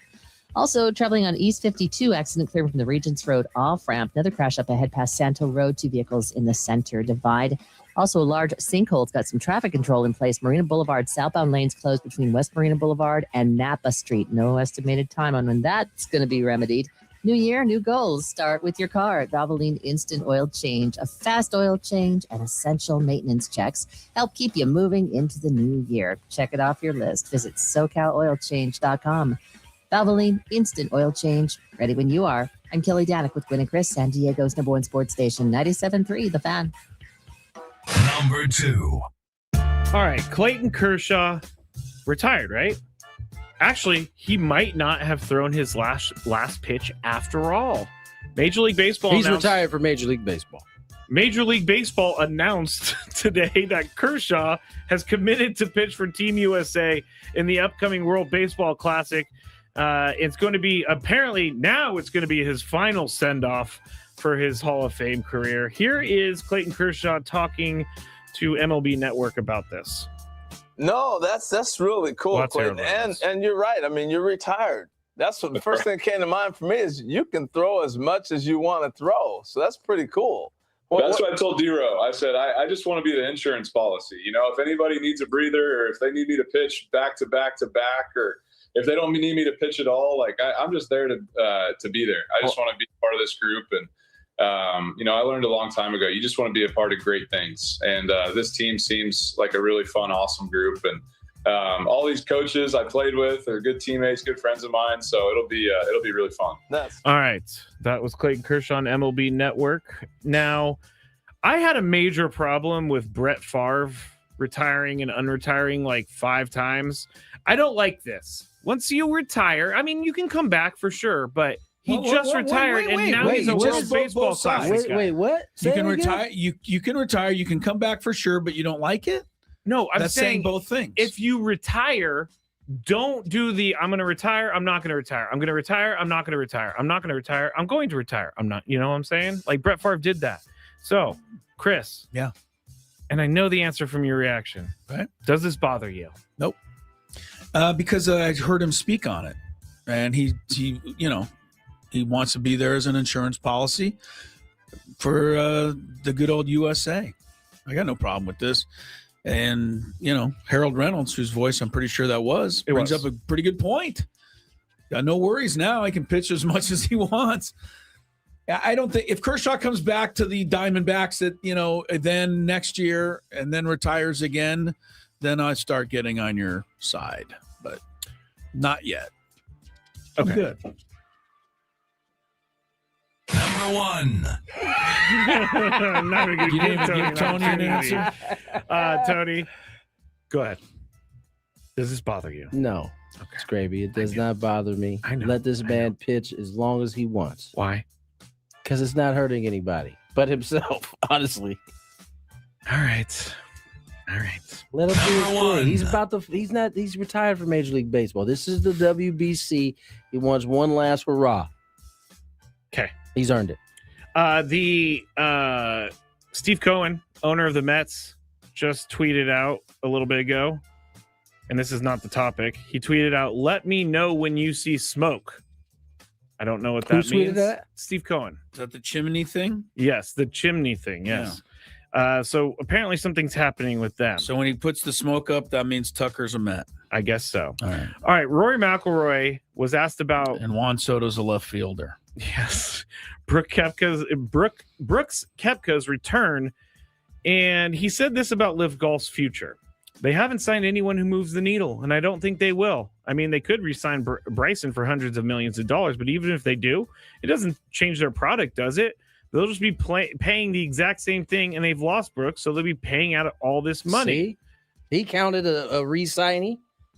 Okay. So he's talking about, so he kind of dusted. But I do like that he said it doesn't change the product, because it doesn't. But then they asked him about Brooks Koepka. He said, "This is as great as it gets. Brooks back to where he belongs. He's one of the best players in the world, and anything that makes the traditional tour stronger is a good thing in my book." So, Tony, you're up first here. Is there any substance to Live Golf? Rory McIlroy is saying that Live Golf has a bleak future. I don't disagree with them. The money grabbers are there. They're staying. Yes. And I don't know that any of them move the needle. I don't know that although Rahm and DeChambeau hedged on the side of Live, I don't know that the money is going to keep them there. I think I just once you got enough of it. I watched those two compete, and it seems like they do care about winning golf, events, matches, whatever you want to call it. And so I wonder how long they can fulfill whatever it is that draws them to golf, just taking the check every day, because nobody is watching Live Golf. You are out on the course. You might as well just come home and just go to the course and play. Might as well just play on your computer at home and send your score in. No one's paying attention to that. No one's watching it on TV. I have seen some big crowds going there, but that's totally different to me. Like, going and seeing an event is different from following it and watching it on TV. The Brooks Koepka thing and kind of the shift that we've started to see here as of late have started to, I think, erode what the good that Liv could have had going with it. Chris, what do you think? Is there any substance to Rory McIlroy's comments? Not usually. But this time he does have substance. I just, I'm still looking 5 years down the road when we can just get everybody back playing in one tour. Yeah, I agree. But yeah, Liv is just 3 bad letters as far as I'm concerned. Okay. You put them together like that, it's either Liv or it's Super Bowl 40, right? Is that LIV or 40? LIV would be 49. Is L 50? L's 50. V is 44? No, 55. Super Bowl 55. LIV, yeah. On the other side. This year's Super Bowl 60, by the way. It is. Did you realize? It's crazy. Man, 60. That's crazy. 60. On the other side, I have some international prospects that you guys need to know about that the Padres signed. Also, there are 3 veteran names out there, and I want to ask you two if you're interested. That's all up next on 97.3 The Fan.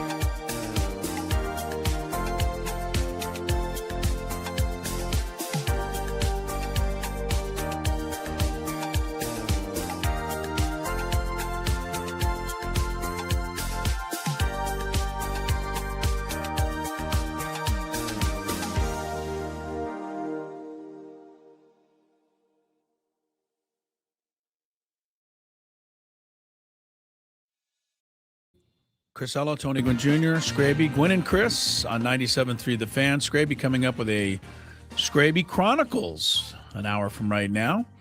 Among the things I'm sure he will potentially discuss, the new college basketball point shaving scandal. 39 players on 17 NCAA Division I teams apparently fixed by a gambling ring. That's just the tip of this iceberg, apparently. I hope it's somehow there isn't more, but you just know there is, Tony. DePaul is the biggest name school involved, but that doesn't mean it's not troublesome. Southern Miss, Tulane, St. Louis, Eastern Michigan, Buffalo, some of the other schools. San Diego State, nobody in the Mountain West is on the list, thankfully. Big NFL news, John Harbaugh pretty much going to the Giants. Like is he done, or is it all like so done that we just it's not done? We're dotting I's, crossing T's. I think they're dotting I's and crossing T's. Looking like it's Giants for Harbaugh. No other coaching news today that I am aware of. Fred Warner, who got Scraby's hopes up, is not going to play against the Seahawks. Sam Darnold expects to play despite a new oblique injury. And I don't really know if there's a whole much else for you to talk about. Oh, wait. Here come the Rockies again.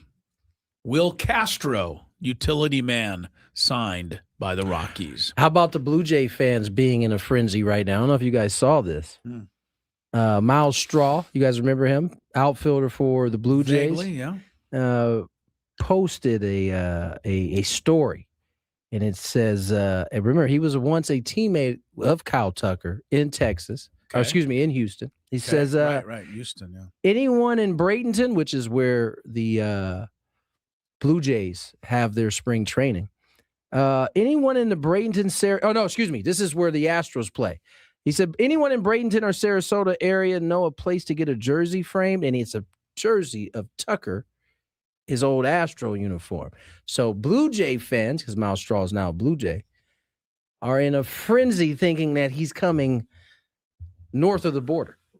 I hope he does. All they have to do is anybody. All they have to do is get John Morosi to report it and get one of those Shark Tank guys. Shout out to my man John. Get a Shark Tank guy on the plane and send him up there. I don't know. Yeah. I think the Mets are going to get it. $50 million. I think the Mets are going to get Steve it. Steve Cohen's talking about white smoke coming out of a chimney already. I don't know. The Dodgers are the third team that's in the running there, by the way.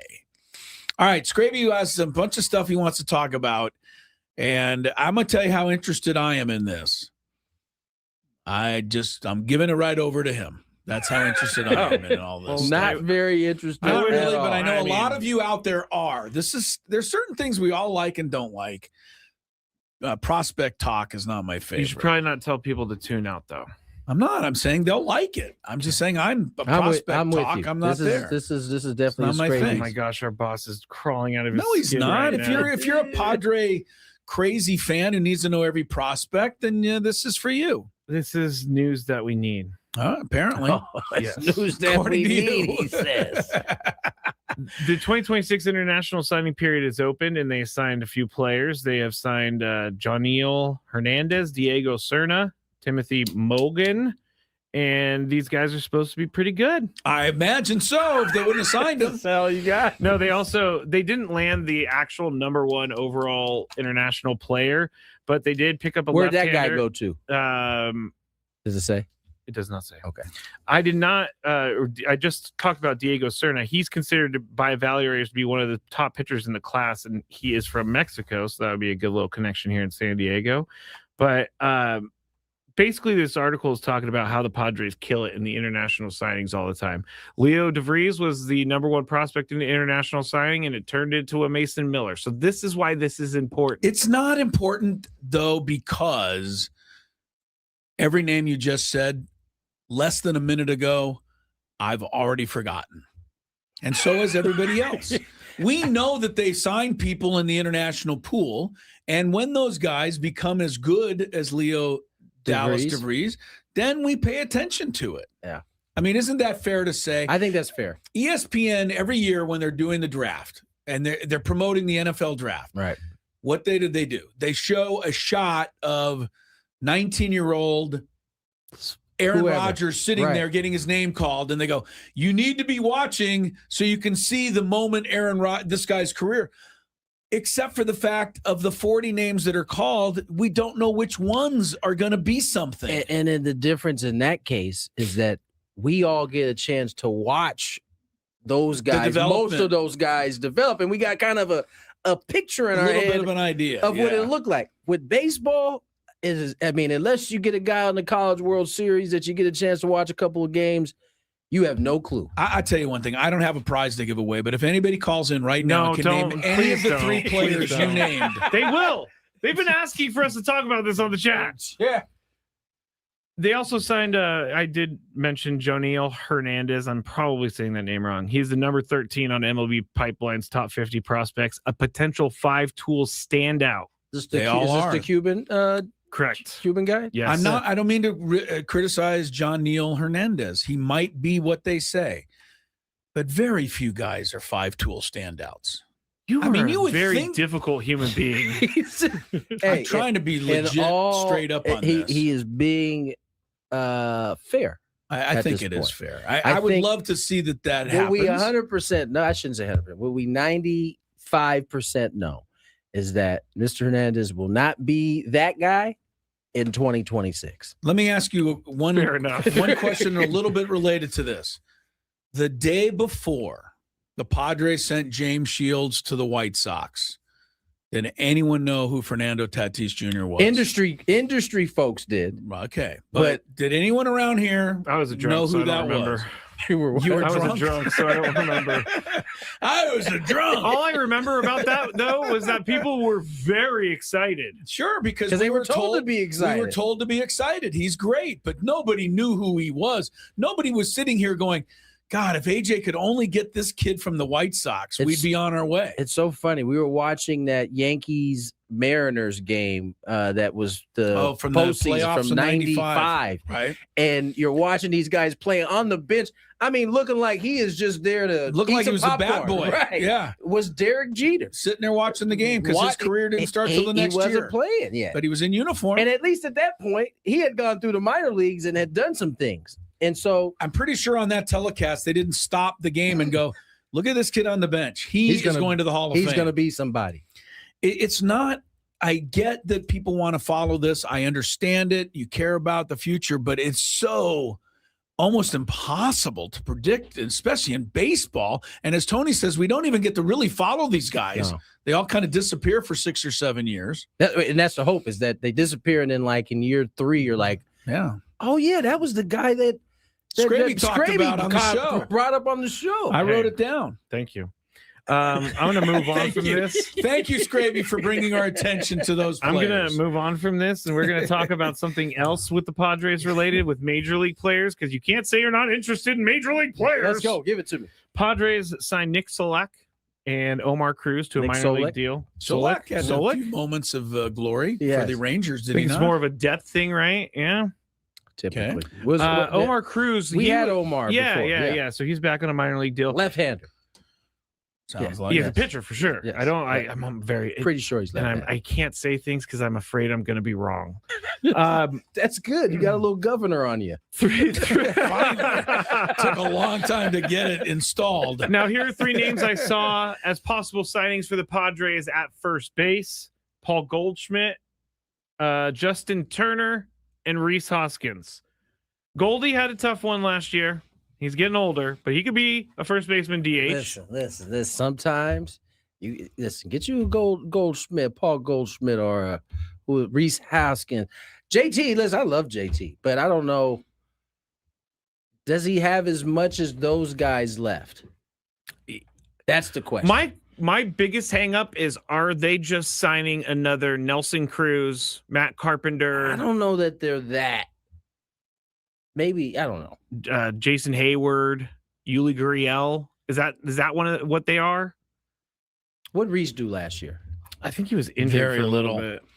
I think by the time the playoffs came around, he was a completely forgotten guy, was he not? I don't think he was the starting first baseman. No, he wasn't. Last year, he had 279 at bats. He hit 237, 12 home runs. I think most of it was in the first half of the season. Yeah, what did Goldschmidt do last year? Goldie, let me get him. I've always liked Paul Goldschmidt. I would be willing to take a flyer on Goldie. Not Hoskins. Hoskins looked broken down. 489. He hit 274 last year. He hit 489? No, 489 at bat. He had 10 home runs, 45 RBIs, 274, 731 OPS. So his power is not there anymore. Well, might as well bring back a Rise. He can hit 10 home runs for you. That's true. Why am I bringing this up? Who was I'm a glutton. Jacob Wilson. A glutton for punishment. Reese, Reese Goldschmidt, and Turner. And Justin. How many at-bats Justin have last year? He played sparingly. He did play sparingly. I would only take Justin Turner just to keep him off the other team. He had at-bats last year, 169. Yeah. And he hit 219. I think he is probably more towards the end than the other two. So he's older, right? Too. He's 41. He's just a couple years younger than me. Yeah, for sure. So yeah, I would take a flyer on Goldschmidt. I'd take a flyer on Reese. He didn't get the opportunity. So maybe he still has the something Brewers left. purposely were putting him in that particular kind of situation. Only playing against lefties, really. So yeah, I'd take a flyer on him. It's gonna be cheap, I would think. I would think so too. But I think Padres might need to do something like that. If they're not going to bring back Luis Ariz, and Dennis Lin reported that it doesn't seem likely. All right. You done with all of your info we need? Yeah. Very good. You going to purge it from your brain after we hit the break? I didn't have to purge it from my brain. You know what? I'll read this on the other side, but Scraby had his conspiracy about his 49ers. Got a little update. On that practice facility that the electric substation. I got a little update for you on the other side. Wow, and NFL picks. Got to get our picks in. It's all coming up after traffic. From the 855.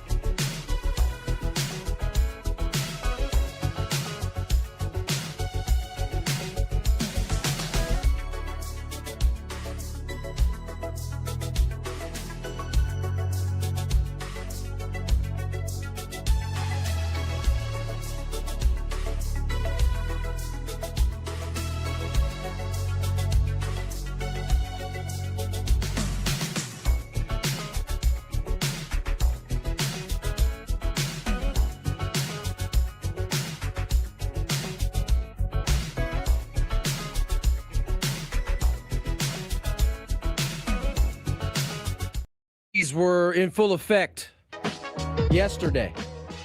Scraby brought to our attention the low electric frequencies that are surrounding the San Francisco 49ers practice facilities. Is there a plume of electricity around the 49er facility? I would think so. Something along those lines. Okay. Apparently, the report was done by a gentleman named Peter Cohen. Sunlight is life.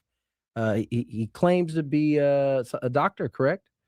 Yeah, he claims. I don't know. This This is Instagram, so I mean, a lot of ABC in San Francisco interviewed him, so he looks legit.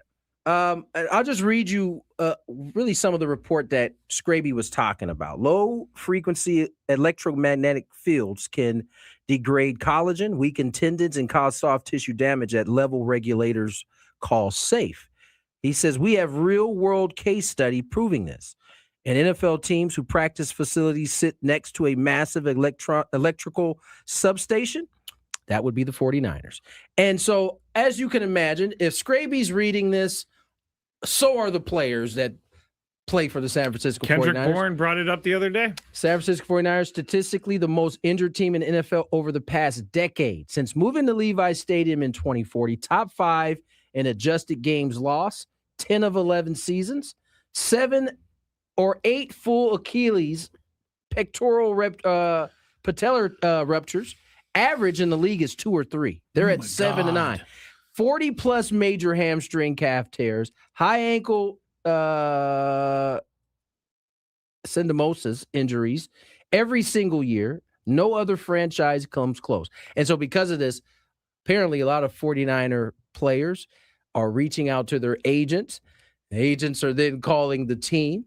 I wonder how much, first of all, I wonder what is the proof that it is actually what is taking place for the 49ers?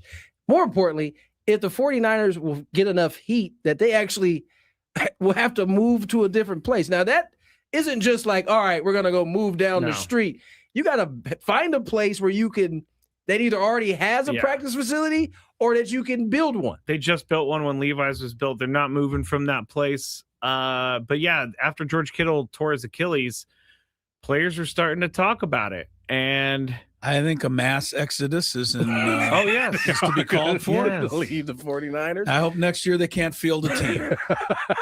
Then, I mean, what would you annoy us with? This is the world that we live in now in 2020. It's true. Like, this may or may not be true. Yeah. But the fact that it has legs and that players are calling about it, it can't be a good thing for the 49ers that they have these players and these agents calling like, hey, y'all need to look at this. But then again, the NFL has had these issues with turf for a long time, and they seem to just in one ear and out the other. I bet you the 49ers are going to do some study over the offseason to see if they're going to pay somebody to do a study. They'll do the study and they'll conclude that there's nothing wrong. 100%. That's what you know what? I'll go up there and I'll just stand in between the substations and see what happens. Would you please? Yeah. It's just so interesting to me. It is very interesting. That's kind of where we are now. What are they? What are the agents? You said this yesterday, and in the following 24 hours, there's a report that players are reaching out to agents. And agents are making that phone call. There's a guy on Twitter who is very. He feels vindicated, but I'm not sure he's actually vindicated yet. His name is Chase Senior. He said, "I brought this up and was called a conspiracy theorist and the Alex Jones of NFL content creators. But experts in this field continue to say it could be a reason why the 49ers deal with so many injuries." That tweet right there is why this is a thing, Tony. Yeah. No doubt. I just think they're a bunch of wimps. They all get hurt. Get some stronger players. Withstand a little contact. I mean, your guy tore his leg up. Tua can't fall right. You know what I forgot to tell you guys. I highly suggest you guys take a listen to the podcast with the Kelsey brothers. They recently just had oh my gosh, why am I forgetting his name? Who's the backup quarterback for the Giants? Russell Wilson? No, the other one. Jameis. Oh my gosh. Hilarious. Jameis is funny. It is talking about Scatterboo and a whole bunch of different topics come up. They had me on the floor crying. They were so funny together. So I suggest. All right, maybe I will. Giants had a good day.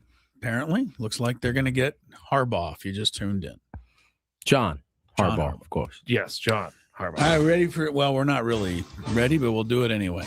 We're ready. Picks. I'm ready. Time. Scraby went 3 and 3 I got to go last for broke week. right here. Scraby 3 and 3 had 14 points.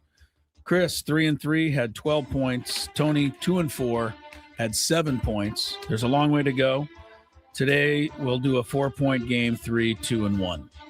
So you can pick whatever game you want and put which one you feel most confident in first. Scraby, you are the leader, so you got to go first. All right. You're on top of the standings. Who's your 4-point game? Who do you feel most confident in this week in the divisional round? I hate these. These are so hard. Oh.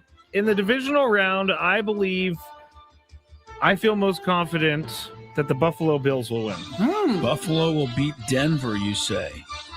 Too many close games. Living life on the edge. On the edge, you lose those games. Interesting. So Buffalo is your top choice. All right. I'll go second because I'm in second place. I have bought hook, line, and sinker into the defense of the Texans. So I'm going to take Houston at New England. I don't see the Pats doing a whole lot. I am buying a little into Scraby's theory that the Patriots have played no one all year, but they are playing someone this Sunday. Houston, even though they lost some games early in the year, if you look at the results, every game they gave up 14, 17 points. They just don't give up anything. So I think they'll find a way in a tight game. Houston, 4. Tony, wide open for you. Seattle. He comes right at you, Scrabe. I knew it. Seattle over the Niners. Feeling best about that one. But It's the biggest spread. It is. So it's not totally unfair to do it. I'm relying on the old bookmakers there. They do a good job. 7 points. You figure that's going to they know what they're talking about. You're worried about one thing and one thing only, and that's that Darnold's going to lose the game. That's exactly what I'm worried about. Because, there's Seattle fans out there that are not sleeping this week because of Sam Darnold. Yeah. But every other place, Seattle looks pretty solid. All right, Scraby, what's your 3-point game? You got Buffalo on top. Who's next? Texans. Really? You're agreeing with me there. All right. Their defense looks so amazing on Monday night, but that is against a really terrible Steelers offense. So okay, well, you're talking myself out of it. Support your pick, and now you're talking about how dumb it is. My 3 will be the Seahawks, but I have the same. I'm going with the top 2 defenses on top here. Houston for 4, Seattle for 3. I mentioned this earlier this week, and I do think it's a possibility that Kyle Shanahan, having just played the Seahawks 2 weeks ago, is going to come up with a few wrinkles here. And we'll see if Seattle is ready for those. I think it's going to be, I don't think the 49ers are going to just run into the line of scrimmage and score 3 points and go home. I think they're going to challenge them. But I'll take Seattle. Tony, you're up. I think it's going to take McCaffrey to have a huge night, because I think they cover as well as anybody on.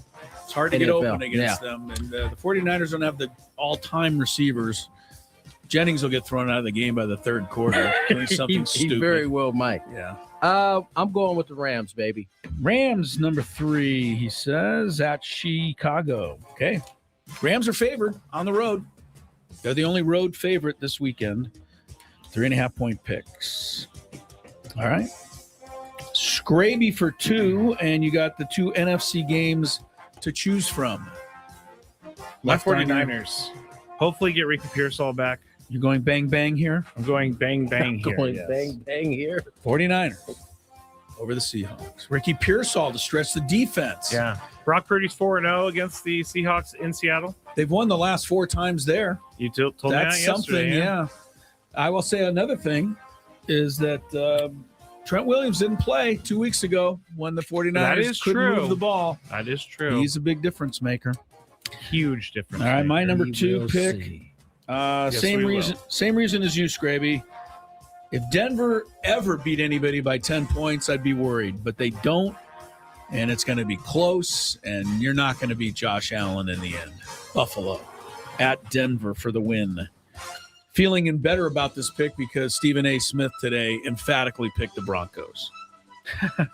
So feel better about my choice here. Well, I'm really struggling with the fact that they only have 3 receivers. I want Buffalo. Yes, I want to pick Buffalo so bad, right? Because I cannot stand Denver more than any team, I think, in sports right now. Well, you can also save that to your 1-point game. You have 2 left to choose from. You have that or the Houston New England game to pick from here in your 2-point selection.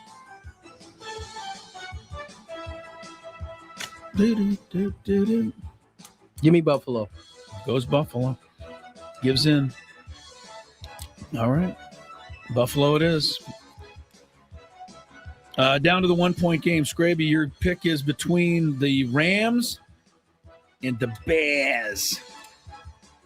This is definitely the hardest game for me to pick because the Bears obviously can come back and win games. The Rams can come back and win games, but I'm going to go with experience over inexperience. And Matthew Stafford's won a Super Bowl. I'm going to go with the Rams.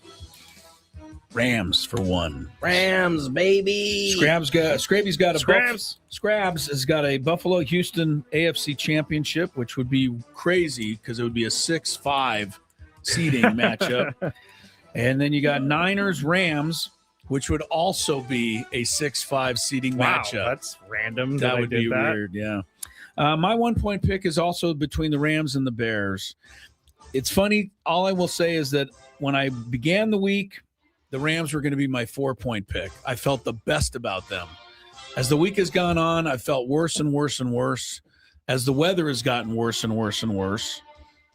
Stafford is 1-9 all time under freezing temperatures. Yeah. Hasn't fared well, but a lot of that was with a bad Lions team. When is one like last year? Maybe last year, yeah. And the Bears have won 7 games when trailing with 2 minutes to go. That's incredible.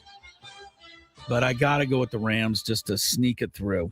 So they're my 1-point pick. Rams, baby. Rams. So all 3 of us are going Rams. All 3 of us are going Buffalo. You got Houston, New England for your 1-point pick, Tony. God, I hate New England. I hate New England. But you like Mike Vrabel. I do. Pin it on him. I do. Take Vrabel. No, I'm taking Houston. You're sticking with the defense. Okay, so all 3 of us are picking Houston, Rams, and Buffalo. Tony and I are both picking Seattle. And Scraby's got the 49ers. So we seem in pretty close agreement. Just different orders. Different orders, yeah. Different orders. Not that they matter, but I did see Rich Eisen today, NFL Network, picked the same as you and I did, Tony.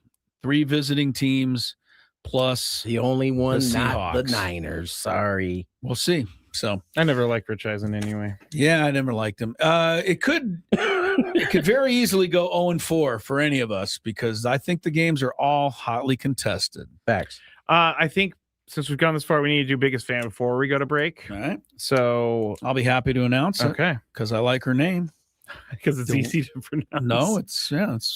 Well, you'll see also why I like it.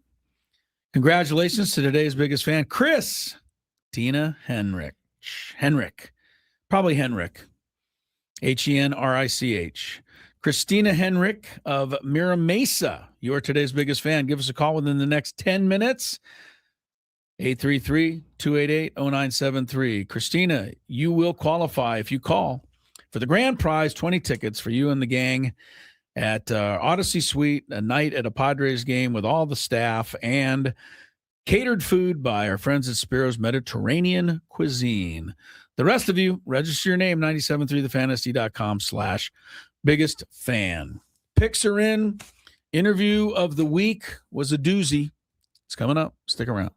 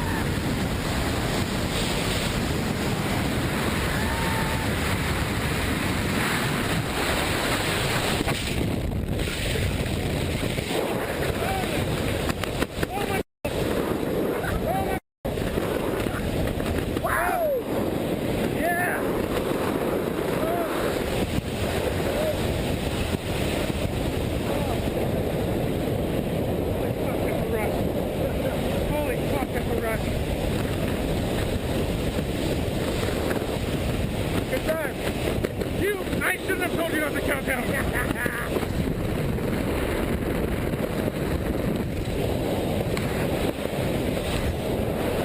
was pretty fucking awesome. Okay, take goggles down to your neck. Crash landed, huh? What? We're gonna crash land. More or less. We're gonna hit the ground. Keep my knee. Don't worry about it. Pick up. Front up. Right on all the way down. Right the brake. All the way. Here we go. Up there.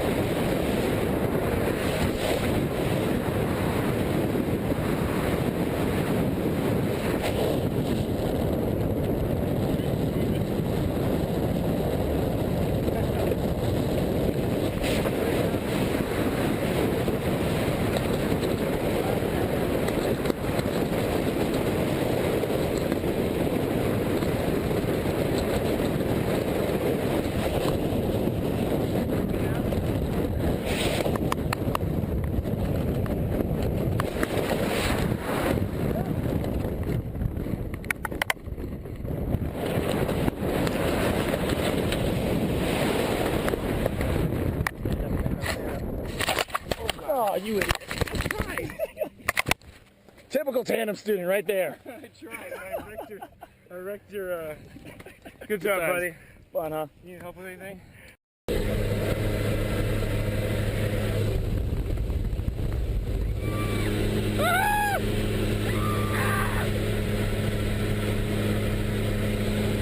Okay, I'm nervous.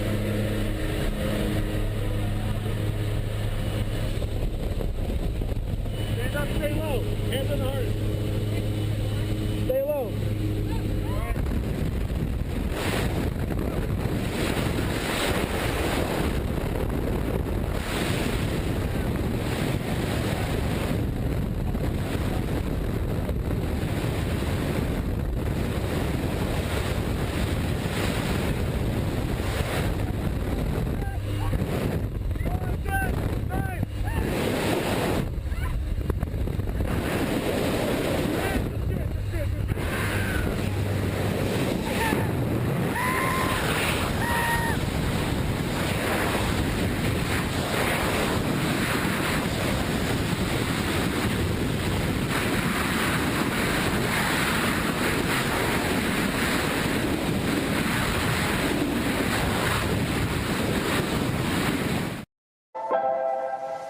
Yeah, it seems like everybody's got a lot of thoughts. I had my money on Kratz being the one to bring it up, but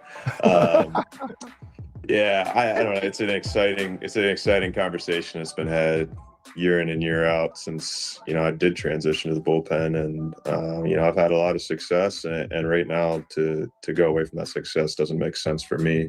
In my first year in the ARB system, I'm being comped as a reliever, and a pretty good reliever at that. So. That's good news for anybody that doesn't want Mason Miller to be a starter. Very good news. He's going to stay a reliever. That was on the Foul Territory podcast. Thank goodness for Eric Kratz. We just wouldn't know anything out there if it wasn't for this guy.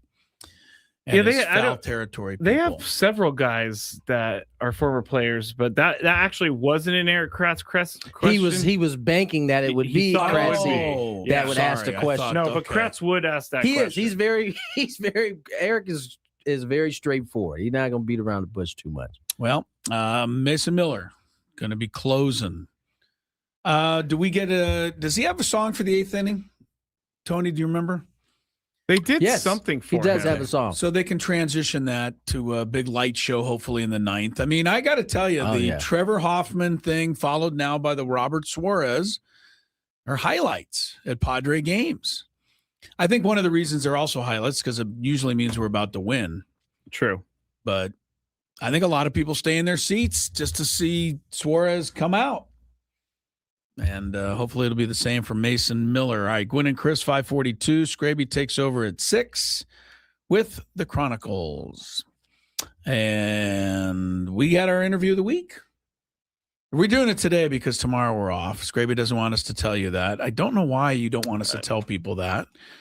Better that they know rather than tune in and we're not here. Just go to the interview. See, he's all Please, it's 12 minutes long. Now we're just running up on the show end. Here we go. From the 855. Thank you for listening to 97.3 The Fan. Be back shortly. I would be back shortly if the thing will click. See, I'm clicking. I have no idea what's happening. It's not playing any commercials right now.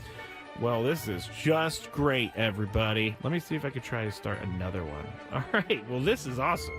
On the air right now with no help. And there are no commercials to be played. Actually, you know what I'm going to do, everybody? You're getting a real live.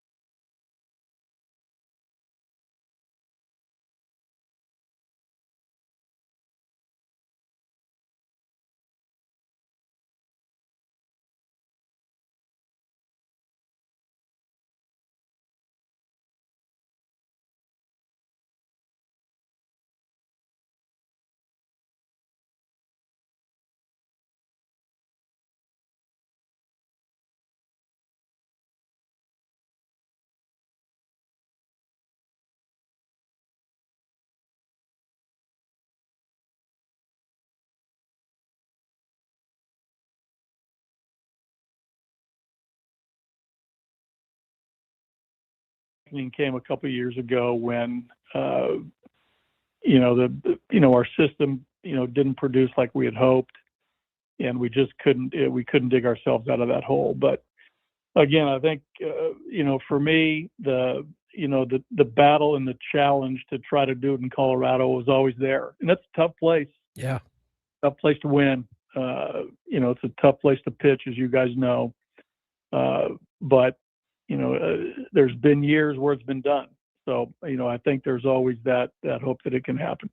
I am fascinated as this news kind of broke. And in our conversations, you had kind of been hinting that you were ready to kind of get back into it. But I'm fascinated now to be privy to some of the conversations that you and Ruben Niebla will have. Because, I mean, that's high level pitching talk. Obviously, there. Ruben has carved a name out for himself in being one of the best around in terms of talking pitching. But having played for you myself and having been around you, I know that you have a similar mindset. Is there any excitement looking forward to being able to sit with Ruben and kind of pick his brain and vice versa? I'm sure.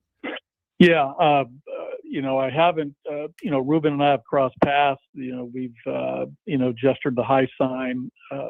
I've heard such great things about him, over the last few years. And obviously, I think they're well-deserved. I can't wait to meet him. I can't wait to converse with him like, you just mentioned, Tony. I heard he's great. And I heard that, obviously where Craig is and his place now as the manager, those two guys know a great deal about pitching. Yeah. So, hopefully our conversations can lead us to, more outs and more strikes and the whole deal. But, I'm really excited to get to know Ruben, get to know Craig's staff, get to know the new people in the organization that I haven't met. There's still some holdovers who have been there a long time, who are really solid baseball people, to get re-engaged back with those guys too. So I'm looking forward to the whole thing, really. But to your point about Ruben, that he's a good one. You said, we pointed out, and you agreed, you're a senior now, a little bit, advisor. Do you look? How often have you spent looking back? I mean, I saw you in 1981, like at one of our practices. You were helping the guys play out at San Diego State. You were pitching for the Mariners, I think. I mean, we were like, you played for 15 years, but now you've been managing and all of that for another 15, 20 years even. Was that something you aspired to, or did the whole thing work out this way? It just sort of worked out. I always had a passion to teach and to coach. I think, even when I was in high school, I coached Little League, in my hometown up in Washington State. When in off seasons, I came back, like you mentioned, Chris, to come back and I helped coach Deeds. Right. So it was always in there. And then as I got in my career, as I became more of a veteran player, I really took a liking to helping the younger players and, helping them get acclimated and helping as much as I could, because, some older guys did it to me. Dennis Leonard, Paul Splittor, Fida Blue, George, all the guys that I played with in Kansas City. And I just tried to pass that forward as I moved on as a player. And ultimately, when I, retired as a player, there's some paths to go as an ex-player, right? You can go the executive route, you can go into broadcasting, or you can go back on the field. And I was fortunate to, the 5 years after my retirement to do some things with the Indians on both ends, right? On the field and in the office. And, when the Angel situation came up, I dove into coaching, and that's, I think that's where I needed to be. And that's where, I think I'm best served is that. So that's where that went. And, it just continued from there. But there wasn't really as a youngster to coach or manage, I think you just want to play. Yeah. And then those things just sort of crystallize as you go forward. Bud Black joins us here on Gwynn and Chris, and Bud, senior special advisor, lends, when you close your eye, lends yourself to a suit and tie. Everything that you just described, was uniform based. Are we going to see you on the field, or are we going to see you more in a suit and tie? You'd be lucky if you see a golf shirt. Well, come on. Yeah, I think you're going to see me. I think the days of the modern baseball executive in a suit and tie are gone. That's right. Yeah, I think you might see me in the occasional blazer or the sport coat, but I don't think I'm going to be in uni, Tony. Okay. I think I'm going to be out of uni. You'll see me in spring training. I'll have on the whatever the attire is that day, whether it's a pair of khaki pants, or a pair of shorts, a pair of sweats, polo shirt, t-shirt, sweatshirt, hoodie. But you won't see me throwing BP. You won't see me in uni. That's some good BP. But you'll I see must me. say. I'll be around the cage. I'll be around the mound observing. I'll be on the backfields watching the minor leaguers get after it. And I'll probably go watch a college game or two over in Arizona. There's a lot of tournaments over there.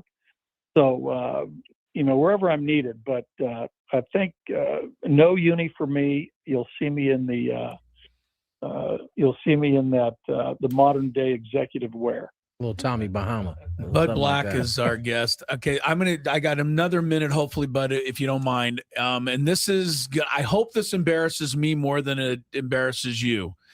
But when you were with the Padres managing, I read a book a while ago, many years. Phil Jackson wrote it. It's called Sacred Hoops. We've talked about it, I think, on the show a few times. Great book and dealing with people and managing. For some reason, I thought, for whatever reason, I would share this knowledge with Bud Black. I don't even know if you remember this. I brought the book to the locker room one day before a game and gave you a copy. And I didn't know how to do this, but I'm like, I think you could read this book and, pick some things from this. How stupid was that? Do you remember that? And if so, where is my book? I've never got it back. I do remember it. Okay. I do remember it. Okay. And I did read it, and it was funny. I ran into Phil Jackson in Phoenix. Okay. He might have been. I think he was coaching the Lakers, maybe the Knicks. I can't remember what year it was, but we were at the same hotel in Phoenix. It was, it was April or May, and both clubs were staying there. And I ran into Phil at a concierge level situation in the morning over coffee, and I went up and introduced myself, and he knew who I was. I mean, everybody, I knew. We watched Phil play when he was with the Knicks, with Bill Bradley and Jerry Lucas and Willis Reed. But I do remember, that exchange, and it wasn't weird at all. I liked it. Thank you. And I always like getting books from guys. I thought I was out. I think I was a little out of pocket, but I talked myself into doing it anyway. So yeah, I hope it, you enjoyed some of it. Buddy, we certainly appreciate your time, man. We won't hold you very much longer.